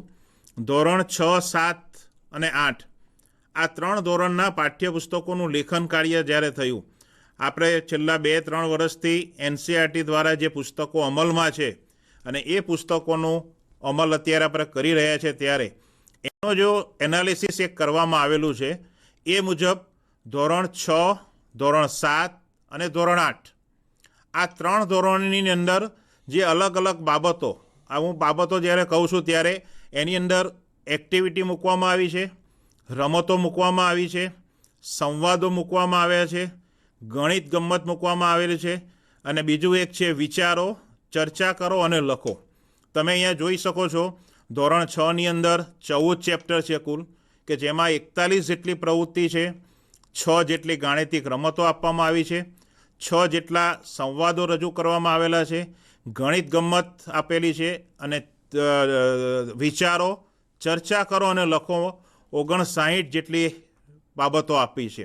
મિત્રો, અહીંયા ધોરણ 7નું પણ એ રીતનું એનાલિસિસ છે, ધોરણ 8નું પણ આ રીતનું એનાલિસિસ છે. હવે આપણે વિચારી શકીએ છીએ કે જ્યારે બાળકને જો આ બધી જ પ્રક્રિયામાંથી પસાર કરવામાં આવે તો કદાચ આપણે એવું સ્પષ્ટપણે માની શકીએ કે બાળકને જે સંકલ્પનાની સમજ આપણે આપવાની છે એ સંકલ્પનાની સમજ ખૂબ સરળતાથી આપી પણ શકીશું અને વિદ્યાર્થીઓ એને સારી રીતે ગ્રહણ પણ કરી શકશે. મિત્રો, આ બધી જ બાબતોને એકમમાં વણી લેવામાં આવી છે. જે સંકલ્પનાને અનુરૂપ આ બધી જ બાબતોનું પાઠ્યપુસ્તકમાં જ્યારે એકમનું લેખન કાર્ય કરવામાં આવે છે ત્યારે અધ્યયન નિષ્પત્તિ અનુરૂપ એના મુદ્દાઓનું જ્યારે લેખન કાર્ય થાય છે, એનું વિવરણ કરવામાં આવે છે, ત્યારે કોઈક ને કોઈક જગ્યાએ એ સંકલ્પનાને અનુરૂપ આ બધી જ બાબતો પાઠ્યપુસ્તકમાં આપવામાં આવી છે. હવે આ જ બધી બાબતો એવી છે કે જો વિદ્યાર્થી અગાઉ પણ જે વાત કરીએ એ પ્રમાણે સીધું સ્વાધ્યાયથી આપણે દાખલોની શરૂઆત કરીએ અથવા એકમને ભણાવવાની શરૂઆત કરીએ, એની જગ્યાએ સ્વાધ્યાય પહેલાં 2 કે 3 પેજમાં કદાચ કોઈક એકાદ 2 પ્રવૃત્તિ આપી હોય, અમુક ગાણિતિક રમતો પણ આપી હોય, અમુક ગેમ્સ પણ આપી છે, અમુક જગ્યાએ જ્યાં એકમને શીખવી દીધા પછી અથવા તો એની સમજ પ્રાપ્ત થઈ ગયા પછી એ જ બાળકોને એ જ સંકલ્પનાના સંદર્ભમાં વિચારવાની પ્રક્રિયા આપી છે, ચર્ચા કરવાની પ્રક્રિયા આપી છે, અને એમના સહાધ્યાયીઓ સાથે જ્યારે બધા મિત્રો વિચારે, ચર્ચા કરે અને કંઈક તારણ વિદ્યાર્થીઓને લખવાનું કહેવામાં આવેલું છે. તો આ 3 ધોરણના પાઠ્યપુસ્તકમાં જ્યારે આટલી બધી બાબતો ગણિત વિષયને સરળ બનાવવા માટે, સહજ બનાવવા માટે અને આનંદમય રીતે શીખવા માટે આપવામાં આવી છે, ત્યારે ચોક્કસપણે આપણે એવું માની શકીએ કે આ ગણિત વિષયનો જે ડર છે વિદ્યાર્થીઓમાં, ગણિત વિષયના શિક્ષણનો જે કંટાળો આવે છે, એ સરળતાથી આપણે એને દૂર કરી શકીશું. મિત્રો, હવે રિફ્લેક્શનની જ્યારે વાત આવે છે તો નમૂનારૂપ અહીંયા ધોરણ 6, 7 અને 8 આ ધોરણોમાં રાષ્ટ્રીય અભ્યાસક્રમની રૂપરેખામાં જે બાબતો દર્શાવવામાં આવી છે એનું રિફ્લેક્શન કેવી રીતે જોવા મળે છે એની અહીંયા ચર્ચા કરવામાં આવી છે. નમૂનારૂપ અહીંયા 2 કે 3 યુનિટની વાત લઈ અને તમારી સમક્ષ આ વાત રજૂ કરી શકું છું. કદાચ અન્ય એકમોની અંદર પણ આવી ઘણી બધી વાત હોઈ શકે છે, સમાવેશ કરવામાં આવેલો છે. મિત્રો, અહીંયા ધોરણ 6ની વાત છે, પ્રકરણ 2 પૂર્ણ સંખ્યાઓનું પ્રકરણ છે. વર્ગખંડ પ્રક્રિયામાં શું છે એમાં કે પૂર્ણ સંખ્યાઓના ગુણાકાર માટે જૂથના નિયમની પ્રક્રિયા. NCERT 2005માં જે બાબતો આપવામાં આવેલી છે એમાંથી કઈ બાબતોનું રિફ્લેક્શન આ સંકલ્પનાની સમજ પાઠ્યપુસ્તકમાં જે આપવામાં આવી છે અથવા તો એની સમજ માટે જે વર્ગખંડ પ્રક્રિયા કરવામાં આવે છે એની અંદર જોવા મળે છે. તો પહેલી જ બાબત છે સહઅધ્યાયી સાથે ગમ્મત સાથે જ્ઞાન છે. નવું જ્ઞાન વિચાર અને તર્ક શક્તિ દ્વારા પ્રાપ્ત થાય, આ 2 બાબત છે. મિત્રો, અહીંયા કેવી રીતે વર્ગખંડ પ્રક્રિયામાં આ સંકલ્પનાને સમજાવવા માટે શું આપવામાં આવેલું છે? તો શરૂઆતની અંદર જે રીતે અગાઉ વાત કરી એ પ્રમાણે સીધું સ્વાધ્યાયથી આપણે શરૂઆત ન કરતા જો એની આગળ આપવામાં આવેલી સમજ, એની આગળ આપવામાં આવેલી બાબતને આપણે સમજીએ, વિદ્યાર્થીઓને એ સમજાવીએ, વિદ્યાર્થીઓને એમાંથી પસાર કરીએ તો ચોક્કસ સ્વાધ્યાયના દાખલાની ગણતરીમાં વિદ્યાર્થીઓ ખૂબ સરળતાથી સમજ પ્રાપ્ત કરી શકશે. અહીંયા પૂર્ણ સંખ્યાના ગુણાકારની અંદર સૌ પ્રથમ એક રમત આપી છે 2 વિદ્યાર્થીઓની. 1 થી 100 સુધીની સંખ્યાની બાબત છે. કોઈ એક વિદ્યાર્થી એક સંખ્યા બોલે છે, એમાં અમુક સંખ્યાનો ઉમેરો કરવાનો છે અને આ રીતે એ રમત આગળ વધે છે. જે વિદ્યાર્થી પહેલો 100 સંખ્યા સુધી પહોંચે છે એ વિદ્યાર્થી એ વિજેતા થાય છે. મિત્રો, અહીંયા શા માટે આ કદાચ રમત આપી હશે? આપણી જે સંકલ્પના જે છે એ પૂર્ણ સંખ્યાઓના ગુણાકાર માટેના જૂથની નિયમની છે, પણ વિદ્યાર્થીને આ જૂથના નિયમની સમજ આપતા પહેલાં 1 થી 100 સુધીની જે સંખ્યા છે એ સંખ્યાઓને સારી રીતે એ સમજે છે કે કેમ. રમતના માધ્યમ દ્વારા આનો એક પ્રયોગ કરવામાં આવેલો છે જેથી વિદ્યાર્થીઓને પણ મજા આવે છે. અહીંયા 100 સુધી વિદ્યાર્થી પહોંચે એ બાબત છે. કદાચ તમે વર્ગમાં એક કરતાં વધારે જૂથ પાડો તો 50 સુધી, 100 સુધી, 200 સુધી પણ તમે મેળવી શકો છો. અને આ રમતના માધ્યમ દ્વારા આગળ એક બીજી પ્રવૃત્તિ આપીશ, જેની અંદર સામાન્ય રીતે 4 ચોરસ આપેલા છે. જે ચોરસની અંદર 2 બિંદુ ધરાવતી 3 લાઈન છે, અને બીજો જે ચોરસ આપેલો છે એની અંદર તમારે 4/3નો ચોરસ છે. એ રીતના 2 ચોરસ છે. બંનેની અંદર કુલ બિંદુઓની સંખ્યા 24 થાય છે. મિત્રો, અહીંયા તર્ક કરવાનો છે. એક તમને 4 ચોરસ છે, અલગ અલગ છે. બીજી આકૃતિની અંદર 2.B ને બીજી પ્રવૃત્તિમાં 2 ચોરસ છે. બંને એકમાં 4 ચોરસ છે, એકમાં 2 ચોરસ છે, પણ બંનેમાં બિંદુઓની સંખ્યા અહીંયા 24 થાય છે. વિદ્યાર્થીઓ આ વિચાર કરે છે. કદાચ વિચાર કરવા માટેની તક પણ આપવી જોઈએ કે એક બાજુ 4 ચોરસ છે, બીજી બાજુ 2 ચોરસ છે, તેમ છતાં બિંદુઓની સંખ્યા 24 છે. તો શા માટે? અહીંયા વિદ્યાર્થીઓ વિચારશે કે 2 × 3 = 4 બરાબર પણ 24 થાય છે, અને 3 × 4 × 4 2 = પણ 24 થાય છે. એટલે પૂર્ણાંક સંખ્યાઓના ગુણાકાર માટેનો જૂથનો નિયમ સમજાવવા માટેની આ 2 પ્રવૃત્તિ આ બાબત પેજ ઉપર આપવામાં આવી છે. અને ત્યાર પછી એને લગતા ઉદાહરણના દાખલા આપવામાં આવેલા છે. મિત્રો, જો આ બાબત સીધું જો દાખલો આપણે ગણાવીએ અને સીધો નિયમ આપણે સમજાવીએ તો કદાચ બાળકને સમજવામાં મુશ્કેલી પડે. પણ આ 2 પ્રક્રિયા, કે પહેલી એક 2 વિદ્યાર્થીઓની રમત છે, અને બીજી જે પ્રક્રિયા છે એ ચિત્ર દ્વારા, ચોરસની આકૃતિઓ દ્વારા, બિંદુઓની રચના દ્વારા અહીંયા સમજાવવાની વાત છે. તો કોઈ પણ બાબતને સમજાવતા પહેલાં, સીધા દાખલા ગણાવતા પહેલાં એને અનુરૂપ જે કંઈક બાબતો આપેલી છે એના વિશે જો આપણે માહિતી આપીશું તો એ બાળકને સરળતાથી સમજ પડી શકે છે. ત્યાર પછી છે પ્રકરણ નંબર 5. અહીંયા મિત્રો પાયાના આકારોની સમજૂતી છે. વિવિધ ખૂણાઓમાં કાટખૂણો તપાસવો, તેનાથી નાના અને મોટા ખૂણા શોધવા. સામાન્ય રીતે આની અંદર જે રિફ્લેક્શન છે, ઉત્સુકતા સાથે આનંદથી શિક્ષણ મેળવે છે, જુદા જુદા ખૂણાઓની જાણકારી મેળવે છે, અને આસપાસની વસ્તુ દ્વારા વ્યવહારુ ઉદાહરણ સાથેના જ્ઞાનનો પરિચય મેળવે છે. કદાચ ખૂણાઓની જ્યારે આપણે વાત કરતા હોઈએ ત્યારે 90° ખૂણો કાટકોણ, 90°થી મોટો ખૂણો ગૂઢકોણ, અને 90°થી નાનો કોણ એટલે લઘુકોણ, આ 3 ખૂણાઓની અહીંયા વાત કરી છે. પણ તમે જો પાઠ્યપુસ્તકમાં જોશો અને જે ઉદાહરણો આપેલા છે એ બધા જ ઉદાહરણો તમારા વિદ્યાર્થીની આજુબાજુ એ જોએ પણ છે, પરિચિત પણ છે, અને એના વિશેની જાણકારી પણ ધરાવે છે. મિત્રો, અહીંયા ચીચવાનું ઉદાહરણ એક આપેલું છે.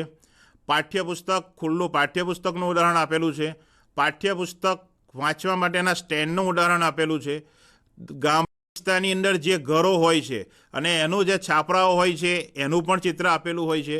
તો જ્યારે ખૂણાઓની સમજ આપવામાં આવે ત્યારે સીધું આપણે લઘુકોણ, ગૂઢકોણ અને કાટકોણની જગ્યાએ આવા ઉદાહરણોથી જો આપણે શરૂઆત કરીશું તો કદાચ વિદ્યાર્થીઓને આ ખૂણાની ખૂબ સારી રીતે સમજ આપી શકીશું. ત્યાર પછી છે પ્રકરણ નંબર 6, પૂર્ણાંક સંખ્યાઓ. આની અંદર ઋણ પૂર્ણાંકોની સમજ માટેની રમતો છે. શરૂઆતની અંદર 2 વ્યવહારુ કોયડાઓ આપેલા છે. એક કોયડો કેરાનો આપેલો છે અને બીજો કોયડો પેનનો આપેલો છે, કે જેની અંદર પેન લેવા માટે 3 રૂપિયા એની પાસે હોતા નથી, અને દુકાનદાર કેવી રીતે 3ને ચિહ્નિત કરે છે, કેવી રીતે લખે છે એની વાત છે. ત્યાર પછી રુચિકા અને સલમા વચ્ચેની સંખ્યા રેખા પરની રમત ખૂબ સરસ રીતે આપી છે, જેમાં વાદળી પાસો અને લાલ પાસો, આ 2 કલરના જુદા જુદા પાસા ઉપર જે સંખ્યા આવે અને એ સંખ્યાને આધારે સંખ્યા રેખા પરની જે રમત છે, કે જેમાં વાદળી પાસા ઉપર જે પડતી સંખ્યા હોય, નંબર આવે, એ 0 સંખ્યાથી ધન બાજુ જાય છે એટલે આગળ જાય છે, અને લાલ પાસા ઉપર જે નંબર આવે છે એ જો નંબર આવે તો પાછળ જાય, અને એ સંખ્યા રેખા ઉપર જ્યારે 0 આવે અને ત્યારે પાછળ જવાની વાત હોય ત્યારે હવે શું કરવું, ત્યારે રુચિકા અને સલમાનમાં જે સંવાદ થાય છે અને સંવાદના માધ્યમથી 0 પછીની જે સંખ્યા છે એ ડાબી બાજુની જે સંખ્યાઓ છે એને ઋણ ચિહ્ન તરીકે અથવા ઋણ સંખ્યાઓ તરીકે આપવાની વાત છે. એ જ રીતે તાપમાનની પણ વાત કરવામાં આવી છે. એ જ રીતે અન્ય બાબતો ઋણ સંખ્યાના સંદર્ભમાં કઈ કઈ હોઈ શકે એનું ખૂબ સુંદર રીતે વિવરણ આપેલું છે. તો સંખ્યા રેખા પર ઋણ સંખ્યાના સંદર્ભની અંદર પણ આ બાબત રજૂ કરવામાં આવી છે. મિત્રો, આ રીતે ધોરણ 7 જે રીતે ધોરણ 6નું ઉદાહરણ આપણી સમક્ષ રજૂ કરેલું છે એ જ રીતે ધોરણ 7નું પણ આ રીતે ઉદાહરણ છે. અને અગાઉ પણ થોડીક બાબતો આપણે જોવાની છે. એટલે આપણી કક્ષાએથી ધોરણ 7માં પણ જુદા જુદા પ્રકરણની અંદર કયા પ્રકારની વર્ગખંડ પ્રક્રિયાની અંદર કેવા પ્રકારના એનસીએફની કઈ કઈ બાબતોનું રિફ્લેક્શન જોવા મળે છે એની સુંદર ચર્ચા કરવામાં આવી છે. આપણી કક્ષાએથી પણ એનો અભ્યાસ કરવા માટે વિનંતી છે. એ જ રીતે ધોરણ 8ની અંદર પણ આપણે અહીંયા રજૂ કરેલું છે. મિત્રો, પાઠ્યપુસ્તકમાં સીધું કેવી રીતે અહીંયા આપણે જોઈ શકીએ છીએ. અહીંયા રૂટ લર્નિંગની જગ્યાએ બાળક સમજ સાથેનું શિક્ષણ પ્રાપ્ત કરે. અગાઉ પણ મેં તમને ત્રીજી સ્લાઇડમાં બતાવેલું હતું કે કેવા કેવા પ્રકારની પ્રવૃત્તિમાંથી વિદ્યાર્થીને પસાર કરવાની વાત છે. અહીંયા આપ જોઈ શકો છો કે વિચારો, ચર્ચા કરો અને લખો. એમાં તમને ત્રિકોણની બાબત છે અને ત્રિકોણને 2 પ્રશ્નો આપેલા છે અને એના સંદર્ભે નીચે 3 બાબતો આપી છે. તો આ સંદર્ભે પણ વિદ્યાર્થીઓ એકબીજા સાથે ચર્ચા કરી શકે. કદાચ અહીંયા મિત્રો જે આશય છે કે વિદ્યાર્થીઓ ચર્ચા ન કરે તો ત્યારે શિક્ષક તરીકે તમારી એક માર્ગદર્શન ભૂમિકાના રૂપમાં આપણે વિદ્યાર્થીઓને કેવી રીતે ચર્ચાની અંદર સહભાગીદાર બનાવી શકીએ એના પ્રયત્નો આપણી કક્ષાએથી કરવાનો રહેશે. Relate with daily life. ઘણી બધી રમતો, ઘણી બધી રકમોની અંદર આ બાબત આપવામાં આવી છે કે જેની અંદર સરવાળા, બાદબાકી અથવા અન્ય રીતે આ પ્રકરણની અંદર અહીંયા એક ચિત્ર જે તમારી સામે આપેલું છે એ બપોરના ભોજન માટેનું છે, સાથે રમત છે. અહીંયા જોઈ શકો છો કે ભોજનની જે બાબત છે એ તમામ વિદ્યાર્થીઓ એનાથી પરિચિત છે. રમત છે એ પણ એનાથી વિદ્યાર્થી મિત્રો પરિચિત છે અને એના માટેની સમયના વાતના સંદર્ભમાં આ બેને જોડવાનો પ્રયત્ન થયો છે. ડેઇલી લાઈફ સાથે સાદું વ્યાજ અને ઉછીના પૈસા પર સાદું વ્યાજની અંદર મુદ્દલ કોને કહેવાય, વ્યાજ કોને કહેવાય, વ્યાજ મુદ્દલ કોને કહી શકાય, આ બાબતને સમજાવવા માટે અહીંયા એક ચિત્ર આપવામાં આવેલું છે.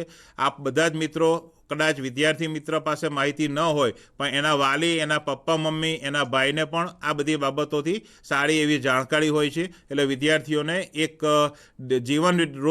રોજબરોજના જીવન વ્યવહાર સાથે જોડવાના સંદર્ભમાં આ બાબત રજૂ કરી છે. ટેબલ ઉપર ટેબલ ક્લોથ.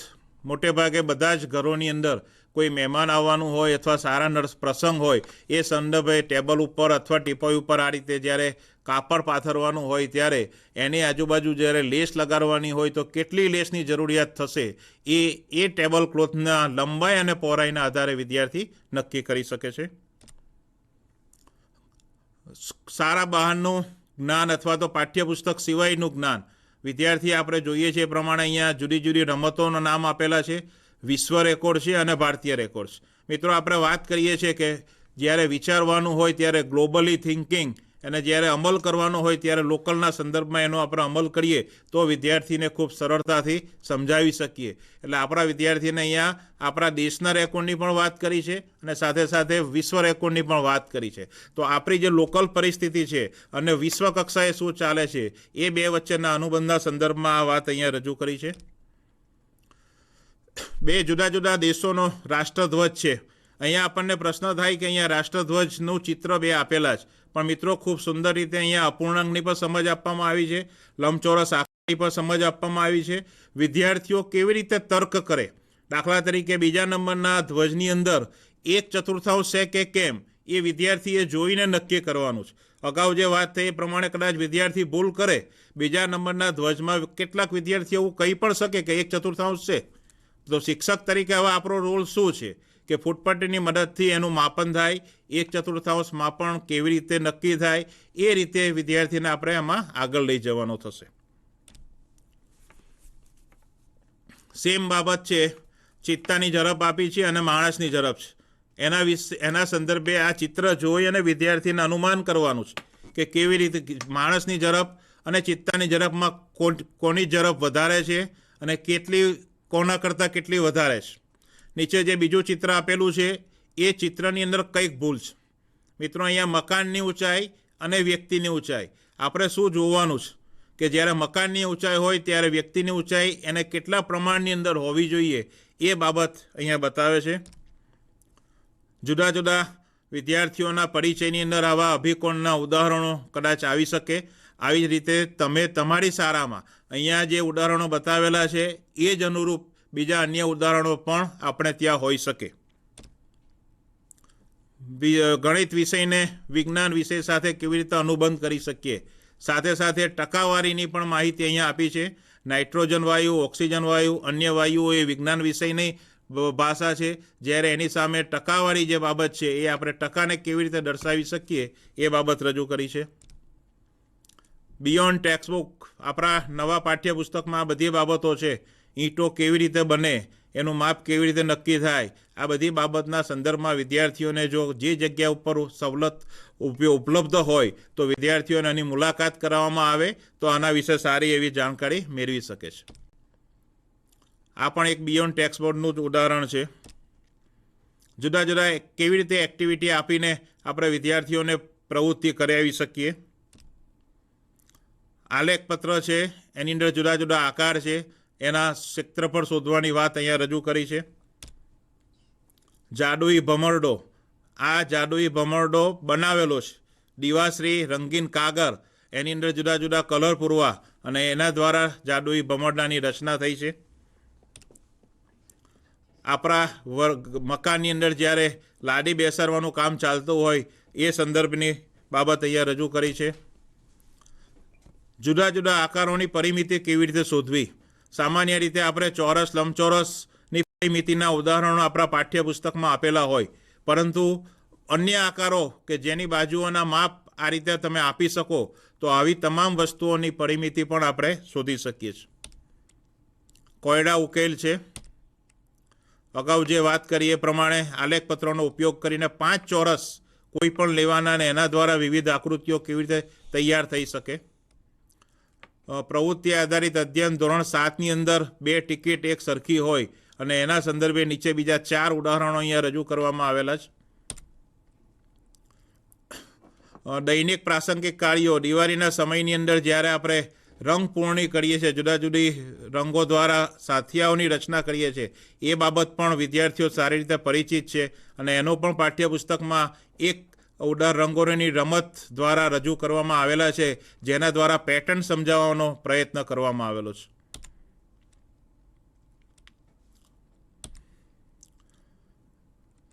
ભાર વિનાનું ભણતર આનંદદાયી અનુભવો માટે છે. મિત્રો, ધોરણ 6 અધ્યયનની સાથે જ મૂલ્યાંકન લંબાઈની સંકલ્પના સમજાવવામાં આવેલી છે અને એની સાથે પ્રયત્ન કરવામાં વિગત છે. અહીંયા 1-2 પ્રશ્નો, ત્રિકોણ, આ ત્રિકોણમાં કુલ કેટલા ત્રિકોણ આપેલા છે, આ એક જિજ્ઞાસા પ્રેરક પ્રશ્ન, ઉત્સુકતા પ્રેરક પ્રશ્ન, આવા પ્રકારની બાબતો જો વિદ્યાર્થીઓને આપવામાં આવે તો કદાચ વિદ્યાર્થીઓની અંદર રહેલી શક્તિનો સારી રીતે વિકાસ થઈ શકે. એના જવાબ રૂપે અહીંયા ચિત્ર રજૂ થયું છે. કુલ 27 ત્રિકોણો આખા ત્રિકોણની રચનામાં સમાવેશ થયો છે, જેમાં સિંગલ કેટલા, 4 કેટલા, 9 કેટલા અને 16 કેટલા છે. 4 ક્વેશ્ચન ઝડપથી આમાં હું જાઉં છું. મિત્રો, જુદા જુદા ચોરસ 4 ભાગ આપેલા છે અને એમાં કેવી રીતે આપણે ભાગ કરી શકીએ. અહીંયા પહેલાં એ ભાગને 2 ભાગમાં વિભાજન કરવાનું છે.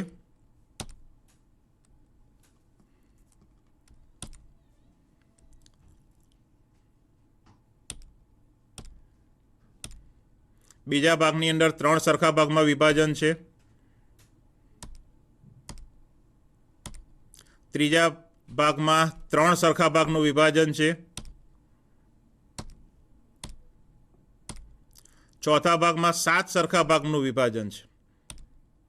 મિત્રો, આ એક બાબત છે કે જ્યારે કોઈ પણ ઈંડું હોય એને જો બહારના ફોર્સથી તોડવામાં આવે તો એનો નાશ થાય છે, પરંતુ જો અંદરથી તૂટે છે તો એમાં એક નવી જિંદગી શરૂ થાય છે. એ રીતે બાળકની અંદર જે રહેલી જે ઇનર છે એને જો વિકસવાની આપણે તક આપીશું તો સારી રીતે વિદ્યાર્થી પોતાની અંદર રહેલી શક્તિનો વિકાસ કરી શકશે. અને ગણિતના સંદર્ભમાં એક જીવનનું આ ગણિત છે. Life plus love is equal to happy, life minus love is equal to sad. So 2 life is equal to happy plus sad, તો life is equal to happy plus sad by 2. So life is equal to 1/2 happy plus 1/2 sad. That is our real life. Enjoy it. મિત્રો, આ રીતે ખૂબ સરસ રીતે રાષ્ટ્રીય અભ્યાસક્રમ રૂપરેખામાં જે તમામ બાબતો સૂચવવામાં આવેલી છે એને દરેક પાઠ્ય પુસ્તકના દરેક એકમની રજૂઆતમાં ખૂબ સુંદર રીતે રજૂઓ કરવામાં આવેલી છે, એને રિફ્લેક્ટ કરવામાં આવી છે. આપ સૌ મિત્રોને વિનંતી છે કે જ્યારે પણ કોઈ પણ એકમનું શિક્ષણ કાર્ય કરાવવામાં આવે ત્યારે આ બધી જ બાબતોના અનુભવોમાંથી અથવા પ્રક્રિયાઓમાંથી વિદ્યાર્થીઓને આપ પસાર કરશો તો ગણિત શિક્ષણને ખૂબ સરળ રીતે, સાહજિક રીતે, રસપ્રદ રીતે આપણે ભણાવી શકીશું. ધન્યવાદ. આભાર વિજયભાઈએ એમના વ્યક્તિત્વમાં બાળકની આંતરિક શક્તિઓને કેવી રીતે વિકસાવી શકાય એ NCF 2005ના જે માર્ગદર્શક સિદ્ધાંતો છે એના અનુસંધાનમાં જુદી જુદી પ્રવૃત્તિઓ, જુદી જુદી રમતો, એનું સરસ મજાનું વિશ્લેષણ પણ આપણી સમક્ષ રજૂ કર્યું અને એના બહુ જ સારા ઉદાહરણો પણ આપણી સમક્ષ રજૂ કર્યા. એટલે આપનો અહીંયા હું આ તકે આભાર માનું છું. સ્ટુડિયોમાં આજે આપણી સાથે શ્રી ડૉક્ટર વિજય પટેલ, શ્રી દિનેશભાઈ અને નીતિનભાઈ દલવાડી, તેઓ ત્રણેય આપણને ગણિત વિષય પર NCFના સંદર્ભમાં વર્ગખંડમાં કેવી રીતે આપણે શૈક્ષણિક કાર્ય હાથ ધરવાનું થાય અને જુદા જુદા NCFના જે માર્ગદર્શક સિદ્ધાંતો છે એને વર્ગખંડમાં કેવી રીતે આપણે બાળકોની સમજ શક્તિ સાથે એને આગળ લઈ જઈ શકીએ એના સરસ મજાના ઉદાહરણો રજૂ કર્યા છે. માન્ય નિયામક શ્રી ડૉક્ટર TS જોશી સાહેબ અને શ્રી જલુ સાહેબ, જેઓ પણ આપણા સ્ટુડિયોમાં અહીંયા ઉપસ્થિત રહ્યા છે, એમનો હું આ તકે આભાર માનું છું. સાથે સાથે અહીંયા એક વાત એ પણ રજૂ કરવી છે કે PISA, NAS અને GASની જે પરીક્ષાઓ થાય છે એ પરીક્ષાઓમાં બાળકો સારું પરફોર્મન્સ આપી શકે એ માટે GCRT દ્વારા એક કદમ આગળ સંદર્ભે દર અઠવાડિયે HOTના પ્રશ્નો મોકલવામાં, હાયર ઓર્ડર થિંકિંગના પ્રશ્નો મોકલવામાં આવે છે BRCને, BRCના માધ્યમથી CRC અને CRCના માધ્યમથી શાળા કક્ષાએ શિક્ષકોને મળે છે. આ માટે વોટ્સઅપના માધ્યમથી અથવા સોશિયલ મીડિયાના માધ્યમથી આ પ્રશ્નો દર અઠવાડિયે મોકલવામાં આવે છે.